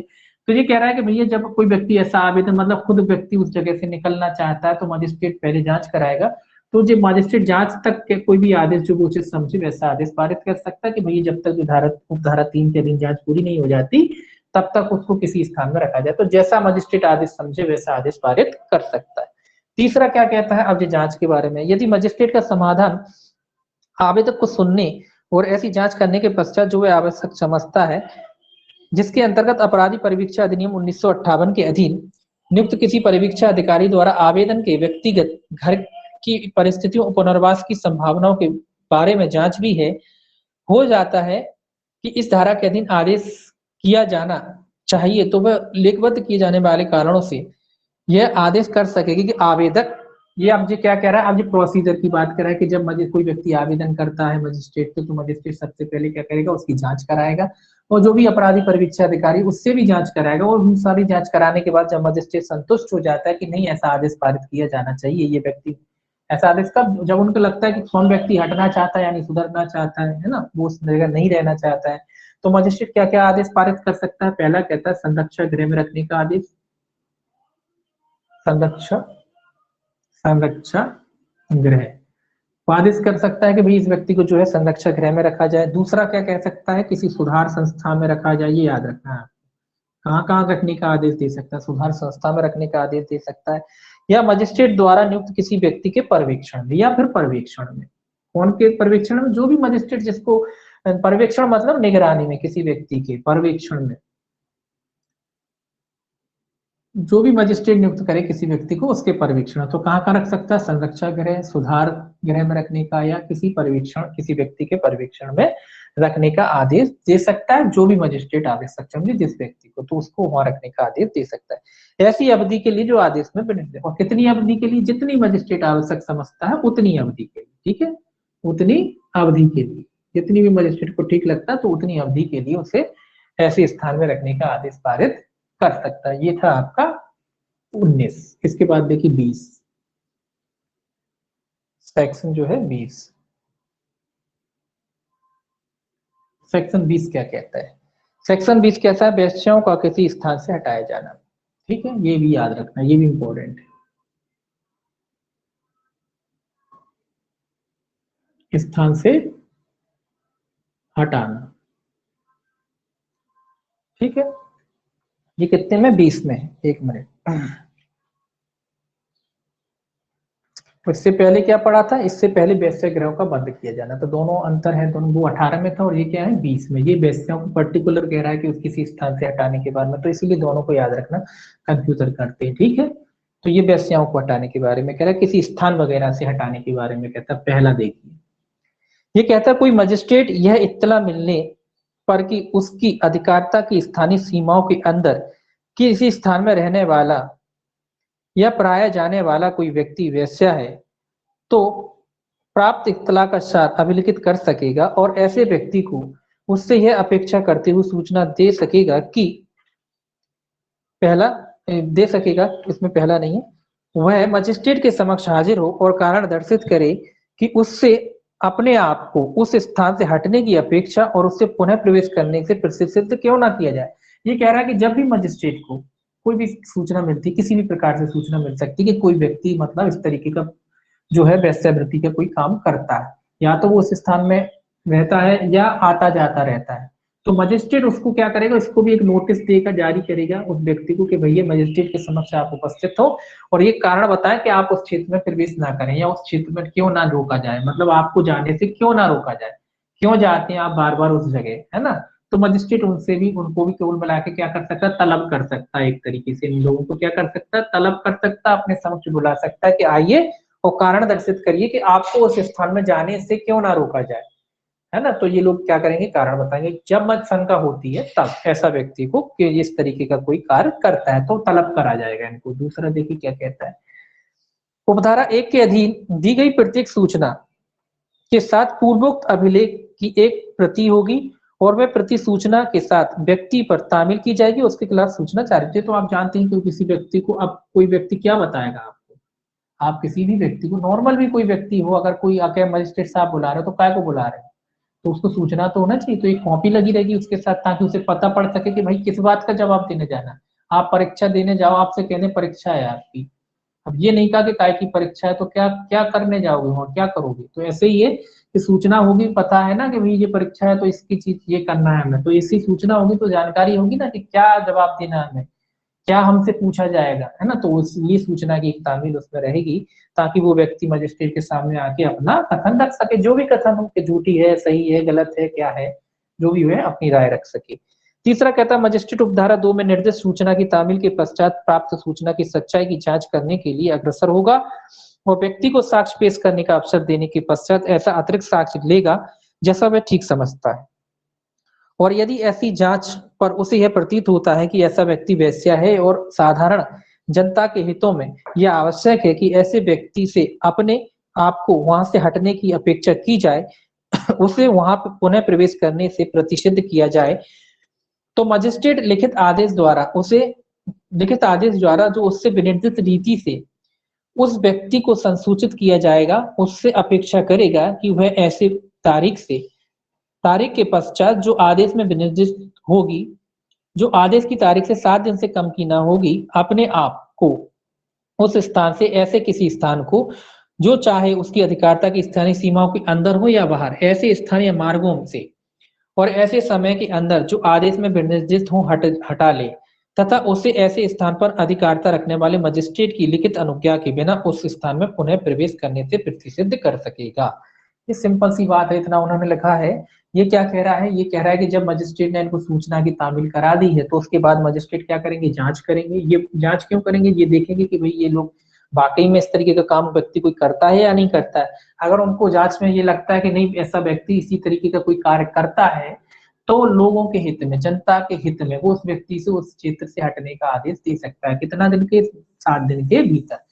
क्या कर देगा कि 7 दिन के भीतर, वो कैसे 7 दिन से कम की नहीं होगी, 7 दिन से कम की नहीं होगी, तो यह है कि 7 दिन का मतलब टाइम दिया जाएगा। अगर कोई व्यक्ति वहां रहता वगैरह है तो इसीलिए 7 दिन के भीतर कहा जाएगा हट जाए, या उस क्षेत्र में प्रवेश करने से रोक दिया जाएगा उसे कि भाई आप उस क्षेत्र में प्रवेश नहीं करेंगे, वहां साधारण लोग रहते हैं, आप वहां जाएंगे नहीं, खड़े नहीं होंगे, और मजिस्ट्रेट की अनुमति के बिना उन्हें पुनः प्रवेश नहीं करेंगे। मतलब अगर आपको जाना भी होगा तो मजिस्ट्रेट की पुनः अनुमति लेनी पड़ेगी, मजिस्ट्रेट की अनुमति के बगैर उस स्थान में, उस क्षेत्र में क्या नहीं करेंगे, प्रवेश आदि नहीं करेंगे। ऐसा आदेश मजिस्ट्रेट उस व्यक्ति को दे सकता है। तो सिंपल सी बात है, कुछ याद नहीं रखता है इसमें, आपको बस इतना याद रखना है कि जांच करेगा, जांच करने के बाद वो जैसा भी उचित समझे वैसा आदेश पारित कर सकता है, लेकिन जो आदेश है वो 7 दिन से अधिक का। तो 7 दिन की बात कह रहा है, 7 दिन से कम की नहीं होगी। विनिर्दिष्ट जो आदेश की तारीख से 7 दिन से कम की नहीं होगी, उस स्थान ऐसे किसी भी स्थान में जो उसकी अधिकारिता की स्थानीय सीमा, चाहे उसकी अधिकारिता क्षेत्रता के अधिकारिता में हो या ना हो, तो ऐसा कुल मिला के उसको उस स्थान से हटने का आदेश पारित कर सकता है मजिस्ट्रेट, चाहे जांच करने के बाद अगर वो ठीक लगता है तो उसको उस स्थान से हटा सकता है। चौथा देखिए क्या कहता है, चौथा कहता है जो कोई, ए है फिर इसमें भी ए है।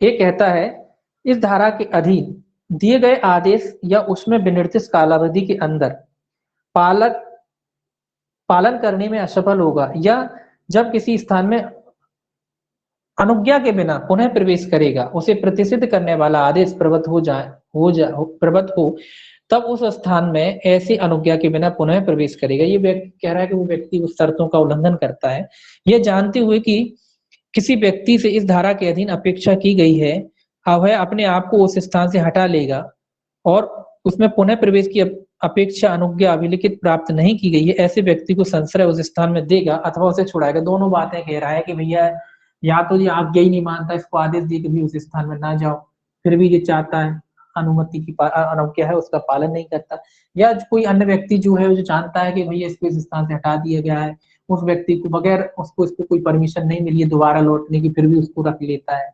तो उन दोनों के बारे में कहता है कि उन दोनों व्यक्तियों को कितने दंड से दंडित किया जाएगा। इसमें लिखा हुआ जुर्माने से जो 200 रुपए तक का हो सकेगा, जारी रहने वाले अपराधों की दशा में अतिरिक्त जुर्माने से जो उस प्रथम दिन के पश्चात जिसके दौरान वह अपराध करता है प्रत्येक दिन के लिए 25 रुपए तक का हो सकेगा, दंडनीय होगा। तो ये कह रहा है कि अब जब आदेश की अनुज्ञा करता है तो मात्र 200 रुपए का क्या है, इनको जुर्माना है, और अगर निरंतर जारी रहता है अपराध तो प्रत्येक दिन 25 रुपए, ये भी याद रखना, 25 रुपए प्रत्येक दिन के हिसाब से इन पे चार्ज किया जाएगा।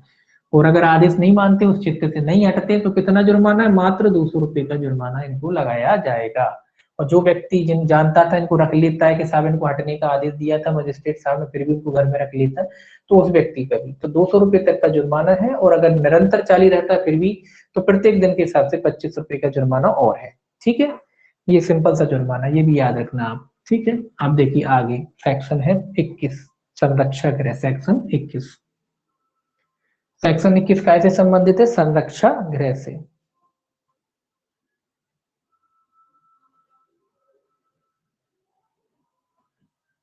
देखिए संरक्षा गृह ये तो आप जानते ही राज्य सरकार करता है, ये थोड़ा सा पढ़ने लायक है। ये देखिए इसमें पहला क्लॉज क्या कहता है, पहला क्लॉज कहता है राज्य सरकार इस अधिनियम के अधीन इतने संरक्षा गृह, इतनी सुधार संस्थाएं जितनी वह ठीक समझती है स्वाभाविक के अनुसार स्थापित कर सकेगी, और ऐसे गृह और संस्थाएं जब स्थापित हो जाए तब ऐसी रीति से अनुरक्षित रखी जाएंगी जैसे विहित की जाए। तो ये तो अपन पहले भी दूसरे एक्ट में पढ़ ही चुके हैं। तो राज्य सरकार ही बनाती संरक्षा गृह, जितने आवश्यक समझे राज्य सरकार क्या कर सकती है, उतने संरक्षा गृह बना सकती है। और उस रीति से, जिस रीति से भी बनाना हो उस रीति से राज्य सरकार क्या करती है, संरक्षा गृहों की बनाती है। कितनी संख्या में, जितनी आवश्यक होती है अपनी आवश्यकताओं के हिसाब से राज्य सरकार क्या करती है, संरक्षा गृहों को बनाती है। दूसरा कहता है राज्य सरकार से भिन्न कोई व्यक्ति, कोई प्राधिकारी इस अधिनियम के प्रारंभ के पश्चात किसी संरक्षक या सुधार संस्था की स्थापना या अनुरक्षण राज्य सरकार द्वारा इस धारा के अधीन दी गई अनुज्ञप्ति की शर्तों के अधीन और अनुसार करने के सिवाय नहीं करेगा। तो ये कह रहा है कोई भी व्यक्ति जो इस अनुज्ञप्ति के बगैर उनका जो है संरक्षा गृह वगैरह होते हैं, उनका प्रबंधन वगैरह होते हैं, उनके जो व्यक्ति रखते रहते हैं, वो राज्य सरकार द्वारा जो अनुज्ञप्ति दी जाती है उसके के अनुसार क्या करेंगे, उसका प्रबंधन वगैरह कुल मिला के मैनेजमेंट वगैरह करेंगे। कौन व्यक्ति करेंगे, जिनको अनुज्ञप्ति आदि दी जाएगी केवल वही व्यक्ति करेंगे और कोई व्यक्ति नहीं करेगा। तो इसमें सिंपल सिंपल नॉर्मली अपने देखना है, वैसे इसका मतलब नहीं है।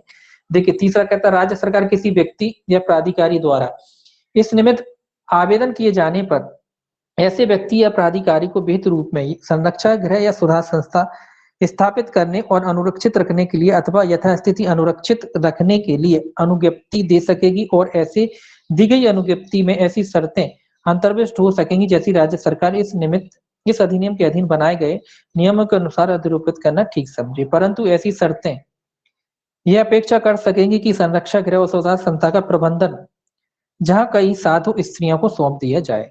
ये सिंपल सी बात कह रहा है कि जिस तरीके के जो व्यक्ति होते हैं उनको रखने के लिए भी इनको लाइसेंस इशू कर सकती है राज्य सरकार कि किस तरीके के व्यक्ति रखे जाएंगे। संरक्षा गृह जो सुधार संस्था है तो इस तरीके के जो इस अधिनियम से संबंधित व्यक्ति हैं उनको रखने के लिए भी इनको अनुज्ञप्त तो कर सकती है, लेकिन वो कह सकती कि भी इसमें अधिकतम स्त्रियों को के भार में हो। तो यहाँ स्त्रियों की भी व्यवस्था की जा सकती है कि जो भी मान्यता दी जाए उसमें अधिकतर स्त्रियां हो, ऐसी कोशिश की जाएगी, जरूरी नहीं कोशिश की जाएगी। इसके लिए भी कुल मिला के सरकार जो राज्य सरकार है प्राधिकृत कर सकती है इन संस्थाओं को, जो संरक्षा गृह वगैरह है इन संस्थाओं को कुल मिला के राज्य सरकार चाहे तो इन व्यक्तियों को या संस्थाओं को प्राधिकृत कर सकती है। और इसमें भी कोशिश की जाएगी कि महिलाओं को जो जिम्मेदारी जो है राज्य सरकार दे रही है वो महिलाओं को जिम्मेदारी दी जाए। परंतु देखिए आगे परंतु एक और है, परंतु यह और कि इस अधिनियम के प्रारंभ पर किसी संरक्षा गृह को अनुरक्षित रखने वाले किसी व्यक्ति या प्राधिकारी को ऐसी अनुज्ञप्ति के लिए आवेदन करने के वास्ते ऐसे प्रारंभ के 6 माह की अवधि की कालावधि अनुज्ञात की जाएगी। तो ये कह रहा है जो 6 माह की प्रारंभ के 6 माह कितने माह के लिए प्राप्त की जाएगी, 6 माह के लिए कालावधि के लिए क्या की जाएगी, प्राप्त की जाएगी। परंतु ये कोई खास नहीं है, खैर एक बात पढ़ लो। परंतु और देखिए परंतु आगे लिखा परंतु यह और कि स्त्री तथा लड़की अनैतिक व्यापार दमन संशोधन अधिनियम के प्रारंभ पर किसी सुधार संस्था को अनुरक्षित रखने वाले किसी व्यक्ति या प्राधिकारी को ऐसी अनुज्ञप्ति के लिए आवेदन करने के वास्ते ऐसे प्रारंभ से 6 माह की कालावधि अनुज्ञप्त की जाएगी। जो कह रहा है जो पहले जो अधिनियम था उसके बारे में कह रहा है कि अगर कोई व्यक्ति पहले से अनुज्ञप्ति रखता था तो वो 6 माह के भीतर भी उसको मतलब 6 माह का और टाइम दिया जाएगा अगर वो संरक्षा गृह वगैरह चलाता है। अब वो उस अधिनियम के तहत अनैतिक व्यापार दमन संशोधन अधिनियम जो था 1978 उस समय वो चला रहा था, तो इस व्यक्ति को 6 माह का टाइम और दिया जाएगा लाइसेंस रिन्यू कराने के लिए। एक तरीके से अपने वो अगर चाहे तो आवेदन कर सकता है। चौथा कह रहा है अनुज्ञप्ति देने से पूर्व राज्य सरकार ऐसे अधिकारी या प्राधिकारी से जिसे वह उस प्रयोजन के लिए नियुक्त करे यह अपेक्षा कर सकेगी कि वह इस निमित्त प्राप्त आवेदन के संबंध में पूरा अन्वेषण करे और ऐसे अन्वेषण के परिणाम की उसकी रिपोर्ट दे तथा ऐसे अन्वेषण करने में यह अधिकारी या प्राधिकारी ऐसी प्रक्रिया या अनुसरण करेगा जैसा है। तो ये कुल मिला के अन्वेषण करा सकती है राज्य सरकार, चाहे तो मामले का अन्वेषण करा सकती है। जो भी अधिकारी उसे ये अपेक्षा कर सकती है कि वो उस मामले में क्या करे, अपनी रिपोर्ट आदि दे। किस तरीके से अन्वेषण कराना चाहती है, अनुमति देने से पहले राज्य सरकार चाहे तो अन्वेषण आदि करा सकती है और अन्वेषण की रिपोर्ट उस व्यक्ति से देने की अपेक्षा कर सकती है। पांचवा देखिए और क्या कह रहा है, कोई अनुज्ञप्ति तब तक कोई अनुज्ञप्ति जब तक कि वह पहले ही प्रतिसंहत ना कर ली जाए, वापस ना ले ली जाए, ऐसी कालावधि तक प्रबद्ध रहेगी जैसी उस अनुज्ञप्ति में विनिर्दिष्ट हो और उसकी तारीख की समाप्ति से कम 30 दिन पूर्व इस निमित्त किए गए आवेदन पर जैसा ही कालावधि के लिए नवीनीकृत की जा सकेगी। तो ये कह रहा है कि भाई कोई अनुज्ञप्ति, ये तो आप जानती कब तक प्रवर्तन में रहेगी, जब तक के लिए उसे दिया जाता है तब तक के लिए वो अनुज्ञप्ति क्या रहेगी, प्रवर्तन में रहेगी। और उसको 30 दिन पूर्व, जब वो समाप्त होती है उसके 30 दिन पूर्व आप उसके नवीनीकरण के लिए आवेदन डाल सकते हैं। नवीनीकरण मतलब समाप्त होने वाली होती है तो रिचार्ज कराना है, नवीनीकरण मतलब एक तरीके से रिचार्ज कराना, रिचार्ज कर सकते हैं आप उसको, मतलब दोबारा नवीनीकृत हो जाएगी। तो कितने दिन पूर्व आपको आवेदन देना पड़ेगा उसके लिए, नवीनीकरण के लिए 30 दिन पूर्व आपको आवेदन देना पड़ेगा। छठवां कहता है धारा के अधीन दी गई नवीनीकृत कोई भी अनुज्ञप्ति अंतरणनीय नहीं होगी, वापस नहीं ली जाएगी। नवीनीकृत अनुज्ञप्ति क्या है, अंतरणनीय नहीं होगी। ऐसा आप जब कोई रिन्यू करा लेता तो थोड़ी ना उसकी समाप्त की जाएगी, उसको वापस लिया जाएगा। जब नवीनीकृत हो गई तो वापस नहीं होगी। सातवां कहता है, देखिए इसको क्या कहता है, जहां कोई व्यक्ति या प्राधिकारी जिसे इस अधिनियम के अधीन अनुज्ञप्ति दी गई है अथवा ऐसी शर्तों में से किसी का या इस अधिनियम के उपबंधों में से किसी का या इस अधिनियम के अधीन बनाए गए नियमों में से किसी को भंग करेगा अथवा जहां किसी संरक्षा गृह या सुधार संस्था की दशा, प्रबंधन या अधीक्षण में राज्य सरकार संतुष्ट नहीं है, वहां वह राज्य सरकार किसी ऐसे अन्य शास्त्री पर जो इस अधिनियम के अधीन उपगत हुई हो प्रतिकूल प्रभाव डाले बिना अभिलिखित किए जाने वाले कारणों के लिए उस अनुज्ञप्ति को लिखित आदेश द्वारा प्रतिष्ठित कर सकेगी। परंतु ऐसा कोई आदेश तब तक नहीं दिया जाएगा जब तक कि अनुज्ञप्ति के धारक को ऐसा कारण दर्शित करने का अवसर नहीं दिया जाता कि अनुज्ञप्ति का प्रतिसंगत क्यों ना किया जाए। तो ये क्या कह रहा है कि ये कह रहा है कि जब राज्य सरकार लगता है कि भाई कोई भी जो संस्था है जिसको अनुज्ञप्ति वगैरह दी गई है वो कुल मिला के ठीक तरीके से काम नहीं कर रहे हैं अपने तरीके से, जो जिस तरीके से राज्य सरकार चाहती है, कुल मिला के अपने कर्तव्यों का पालन नहीं कर रहे हैं, तो राज्य सरकार वगैरह की जांच वगैरह कराती है और जब वो संतुष्ट हो जाती है तो किसी भी समय उसकी अनुज्ञप्ति को क्या कर सकती है, वापस ले सकती है या उसकी अनुज्ञप्ति को समाप्त कर सकती है, ये कहता है। आगे देखिए आठवां क्या कहता है, हाँ परंतु तो ये जानते ही हैं आपके, जब भी कोई अनुज्ञप्ति किसी की वापस ली जाती है या कोई आदेश पारित किया जाता है तो सामने वाली पार्टी को सुना जाता है। तो वो परंतु ये कह रहा है कि कोई भी आदेश या अनुज्ञप्ति वापस लिए जाने से पहले सामने वाली पार्टी को सुना जाएगा।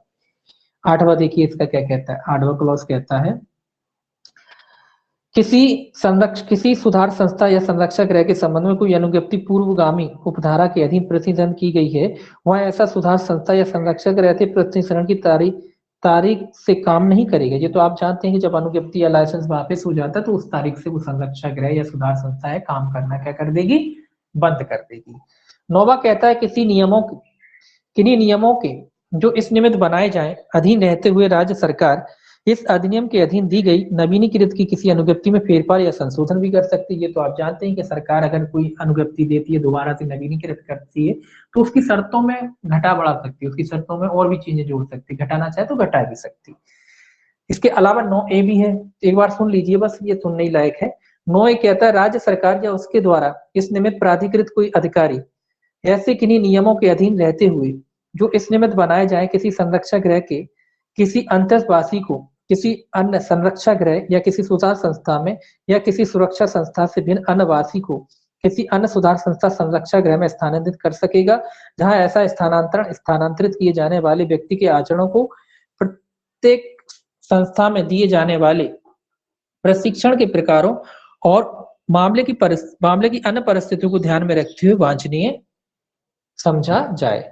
परंतु लिखा है ऐसे एक व्यक्ति को जिसे उपधारा 1 के अधीन स्थानांतरित किया जाता है उस गृह या संस्था में जिसमें स्थानांतरित किया गया है उस अवधि से अधिक के लिए ठहरने की अपेक्षा नहीं की जाएगी जिस तक उस गृह में या संस्था में ठहरने की अपेक्षा थी जिससे उसे स्थानांतरित किया गया था। इस धारा के अधीन प्रत्येक स्थानांतरण आदेश कारणों को लिखित किया जाए। ये स्थानांतरण के बारे में कह रहा है कि कोई व्यक्ति है इस संस्था से वो दूसरी संस्था में अगर उपयुक्त समझता है तो उसको यहाँ से लेके वहां अंतरित किया जा सकता है।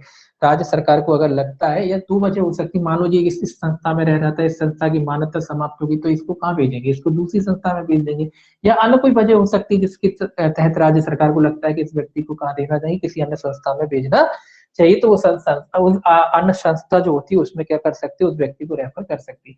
लेकिन वो ये कह रहा है कि जो दूसरी संस्था में उस व्यक्ति को भेजा जाएगा उतनी अधिक अवधि के लिए नहीं होगा जितने का उसे आदेश दिया जाता है। मान लीजिए एक संस्था में रहता था पहले, यहाँ पे 2 साल काटा या 3 साल के लिए इसे रखा था, तो जो बी संस्था में जाएगा वो 1 ही साल के लिए उसे रखा जाएगा। तो ऐसा नहीं कि यहाँ पे प्लस 3 साल रहेगा, 2 साल यहाँ रह लिए, 1 साल यहाँ रह लिए, तो उसकी अवधि उतनी ही होगी जितनी अवधि के लिए उसे आदेश पारित किया गया था। ठीक है। 10वां देखिए ये क्या कहता है। 10वां कहता है जो कोई किसी संरक्षक गृह सुधार संस्था को इस धारा के उपबंधों के अनुसार स्थापित अनुरक्षित रखने से अन्यथा स्थापित अनुरक्षित रखेगा वह प्रथम अपराध की दशा में जुर्माने से जो 1000 रुपए तक का हो सकेगा, द्वितीय पश्चातवर्ती अपराध की दशा में कारावास से जिसकी अवधि 1 वर्ष तक की हो सकेगी, अथवा जुर्माने से जो 2000 रुपए तक का हो सकेगा, अथवा दोनों से दंडनीय होगा। ये क्या कह रहा है कि भैया जब किसी व्यक्ति को आदेश दे दिया गया है, उसकी मान्यता चली गई है, फिर भी वो बनाए रखता है, फिर भी वो चला रहा है अपना सुधार संस्था, मतलब आदेशों की कुल मिला के अवज्ञा कर रहा है ऐसा व्यक्ति, तो ऐसा लिखा है प्रथम अपराध की दशा में जुर्माने से जो 1000 रुपए तक का हो सकेगा। तो पहली बार अपराध करता है, फर्स्ट बार तो केवल जुर्माना है 1000 रुपए का, उस पे व्यक्ति पर 1000 रुपए का जुर्माना लगाया जाएगा। अगर वही अपराध दोबारा करता है तो इसमें इंक्लूडिंग हो जाएगी सजा 1 वर्ष तक की हो सकी और जुर्माने से जो 2000 रुपए तक। अगर दोबारा करता है यही अपराध, मतलब फिर भी नहीं मानता है, तो 1 वर्ष तक का इसको क्या हो सकता है, कारावास हो सकता है। और जुर्माना कितना हो सकता है, जुर्माना 2000 रुपए तक का हो सकता है। तो जुर्माना जो 3 बार करता है तो 1 वर्ष तक का कारावास और 2000 रुपए तक का जुर्माना, पहली बार में केवल जुर्माना। ठीक है। कौन व्यक्ति जिनकी मान्यता वगैरह चली गई है फिर भी जो संस्था वगैरह को क्या करे हैं, बनाए रखे हुए हैं। 2-3 धाराएं और हैं ये और देखिए। इसके बाद देखिए 21A है, सेक्शन 21A। सेक्शन 21 क्या कहता है। सेक्शन 21 कहता है अभिलेखों का पेश किया जाना। सेक्शन हेडिंग से पर्याप्त है, बस इतना याद रखें, अभिलेख। ठीक है। अभिलेखों का पेश किया जाना, जो भी आवश्यक दस्तावेज होते हैं उनके बारे में कहता है। इसमें लिखा है प्रत्येक व्यक्ति या प्राधिकारी जो धारा 21 की उपधारा 3 के अधीन कोई संरक्षक गृह सुधार संस्था यथास्थिति स्थापित करने या अनुरक्षित रखने के लिए अनुज्ञप्त है, जब कभी न्यायालय द्वारा अपेक्षा की जाए ऐसे गृह या संस्था द्वारा रखे गए अभिलेखों और अन्य दस्तावेजों को ऐसे न्यायालय के समक्ष पेश करेगा। तो ये कह रहा है कोई भी व्यक्ति वो जो संरक्षक गृह वगैरह चलाता है, जब भी इनसे अपेक्षा की जाती, जो भी डॉक्यूमेंट होते हैं इनके, इनको रखना चाहिए, तो जब भी न्यायालय इनको मंगाता है इन अभिलेखों को, इन लोगों को न्यायालय के समक्ष क्या करने पड़ेंगे, वो अभिलेख दस्तावेज पेश करने पड़ेंगे।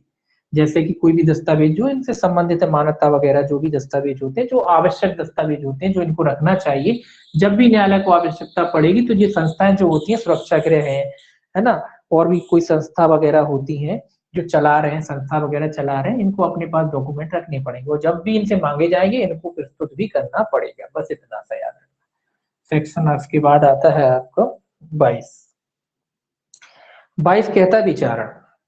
ये भी ध्यान रखिए, इसमें भी हेडिंग से काम चलेगा आपका। बस क्या कहता है, किसी महानगर मजिस्ट्रेट या प्रथम वर्ग मजिस्ट्रेट से अवर कोई न्यायालय धारा 3, 4, 5, 6, 7 या 8 के अधीन किसी अपराध का विचारण नहीं करेगा। तो बस आपको याद रखना है कि विचारण कौन कर सकता है, महानगर मजिस्ट्रेट या प्रथम वर्ग मजिस्ट्रेट। ये याद रखना है, महानगर मजिस्ट्रेट या कौन कर सकता है,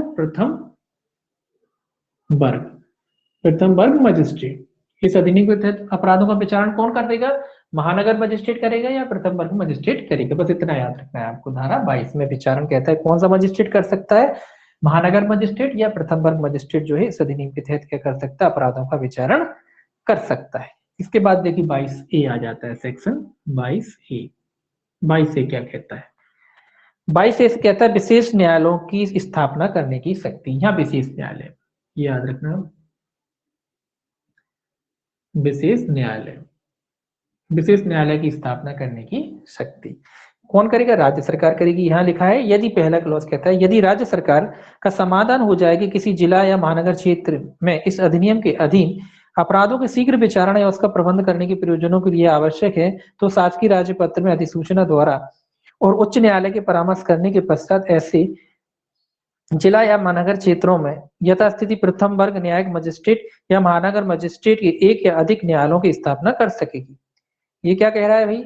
ये कह रहा है राज्य सरकार कुल मिला के करती है। जब राज्य सरकार को लगता है कि शीघ्र विचारण करना आवश्यक है तो किसके परामर्श से? ये जानते हैं हाईकोर्ट के परामर्श से क्या कर सकती है उस क्षेत्र के लिए एक प्रथम वर्ग न्यायिक मजिस्ट्रेट या महानगर मजिस्ट्रेट के जो न्यायालय होते हैं उन्हीं को विशेष महानगर मजिस्ट्रेट के रूप में स्थापित कर सकती है। मतलब इन्हीं को विशेष महानगर मजिस्ट्रेट के रूप में स्थापित कर सकती। किसके परामर्श से करेगी? हाईकोर्ट के परामर्श से। किस उद्देश्य से करेगी? शीघ्र विचारण के लिए। दूसरा कहता है जब तक कि उच्च न्यायालय द्वारा अन्यथा निर्देश न दिए जाए उपधारा 1 के अधीन स्थापित किया गया न्यायालय केवल इस अधिनियम के अधीन मामलों की बाबत अधिकारिता का प्रयोग करेगा।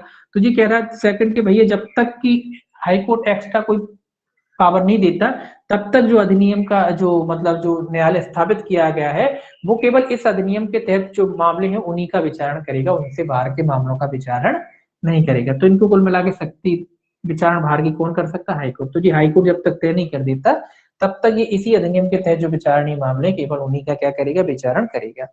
तीसरा देखिए क्या कहता है? तीसरा कहता है उपधारा 2 के उपबंधों के अधीन रहते हुए किसी जिला या महानगर क्षेत्र के में उपधारा 1 के अधीन स्थापित किए गए किसी न्यायालय के पीठासीन अधिकारी की अधिकारिता और शक्तियों का विस्तार यथास्थिति समस्त जिला या महानगर क्षेत्र में होगा।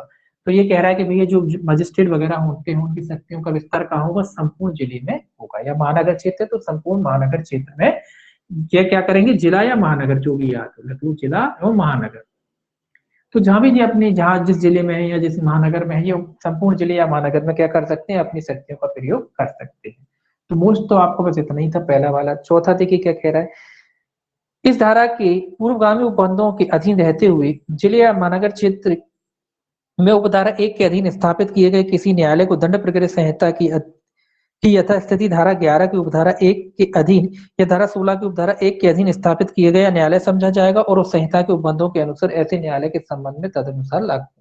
ये भी कोई खास नहीं कह रहा है कि सीआरपीसी के तहत इनको स्थापित न्यायालय समझा जाएगा। जिस तरीके से सीआरपीसी में स्थापित किए जाते हैं न्यायालय उसी तरीके से इनको भी सीआरपीसी के द्वारा स्थापित न्यायालय ही समझा जाएगा। कौन सी धारा? धारा 11 और धारा 16 के अधीन जो न्यायालय स्थापित किए जाते हैं उसकी तरह ही इनको यहाँ भी स्थापित न्यायालय समझा जाएगा। तो कोई खास नहीं, बस आपको इतना याद रखना विशेष न्यायालय की स्थापना कौन करता है? राज्य सरकार करती। किसके परामर्श से करती है? हाईकोर्ट के परामर्श से करती है। बस इतना। इनकी शक्तियां वगैरह जो है विस्तार कौन कर सकता है? हाईकोर्ट करता है। किस अधिनियम का विस्तार करेंगे जी? इसी अधिनियम सेक्शन 22 में डबल ए और है। डबल ए कहता है केंद्र सरकार की विशेष न्यायालय स्थापित करने की शक्ति यहाँ केवल आप क्या यहाँ कौन कर रहा है? केंद्र सरकार। दोनों याद रखना। यहाँ क्या कर रहा था? राज्य सरकार। और यहाँ कौन कर रहा है? केंद्र सरकार। क्या कर रहे हैं? विशेष न्यायालय की स्थापना। तो यहाँ केवल आप इसको हेडिंग ही याद रखना और कुछ याद रखने की आपको आवश्यकता नहीं है। यहाँ केंद्र सरकार स्थापित कर सकती। तो जब भी केंद्र सरकार को लगता है, केंद्र सरकार भी उच्च न्यायालय के परामर्श के पश्चात केंद्र सरकार भी किससे परामर्श लेगी? केंद्र सरकार भी हाईकोर्ट से परामर्श लेगी। स्वाभाविक सी बात है कि जब विशेष न्यायालय किसी राज्य में स्थापित किया जा रहा होगा तो उस राज्य का जो हाईकोर्ट होगा उससे सलाह ली जाएगी। तो राज्य सरकार भी हाईकोर्ट से लेती है, ये भी लेती है। तो दोनों को बस आपको सेक्शन इसमें याद रखना है और इसमें याद रखना है। तो स्थापना किस लिए की जाएगी ये तो आप जानते हैं, शीघ्र विचारण के लिए, मामले को निपटाने के लिए। यहाँ केंद्र सरकार उनकी क्या कर सकती है? विशेष न्यायालय की स्थापना कर सकती है। तो इसमें सेक्शन ही रहने दीजिए। अब देखिए 22 जो है बी, 22 बी और है। 22 बी का ऐसे संबंधित है। देखिए ये कहता है संक्षिप्त विचारण करने की न्यायालय की शक्ति। ये याद रखें ये काय से संबंधित है? संक्षिप्त विचारण। संक्षिप्त विचारण इस मतलब इस अधिनियम के तहत जो मामले हैं उनका संक्षिप्त विचारण भी मजिस्ट्रेट के द्वारा किया जा सकता है। बस इतना याद रखना है। इसमें मैं पढ़ा नहीं रहा हूँ, इसमें बस इतना याद रखना। संक्षिप्त विचार में आप जानते हैं कितनी माह की सजा होती? 3 माह की। लेकिन यहाँ क्या संक्षिप्त विचार में कितनी सजा दी जा सकती? 1 वर्ष का। यहाँ संक्षिप्त विचारण मजिस्ट्रेट कर सकता है। जो सीआरपीसी के प्रोविजन है संक्षिप्त विचारण के वो यहाँ भी लागू होंगे, लेकिन जो दंडादेश है वो संक्षिप्त विचारण में कितना दिया जा सकता है? इसमें लिखा है 1 वर्ष से अनधिक की अवधि के लिए कारावास का दंडादेश पारित करना विधिपूर्ण होगा। तो यहाँ संक्षिप्त विचार में 1 वर्ष तक का कारावास दिया जा सकता है। बस आपको इतना याद रखना है कि यहाँ संक्षिप्त विचारण में कितना कारावास दिया जा सकता है? 1 वर्ष का कारावास भी दिया जाता है। तो ये माना जाएगा कि उचित है, ठीक है।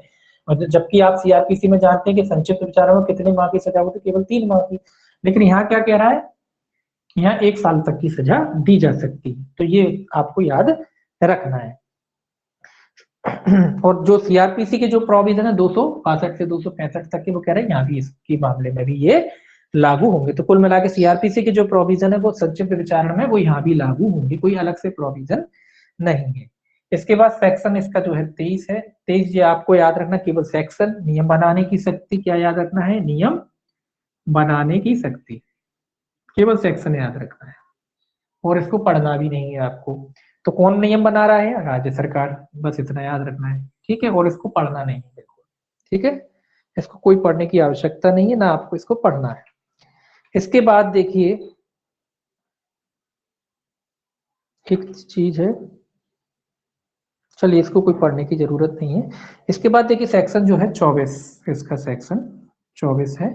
सेक्शन 24 कहता है अधिनियम का कुछ अन्य अधिनियमों के अल्पीकरण ना होना। इसमें भी केवल आपको हेडिंग याद रखना है, अल्पीकरण में ना होना।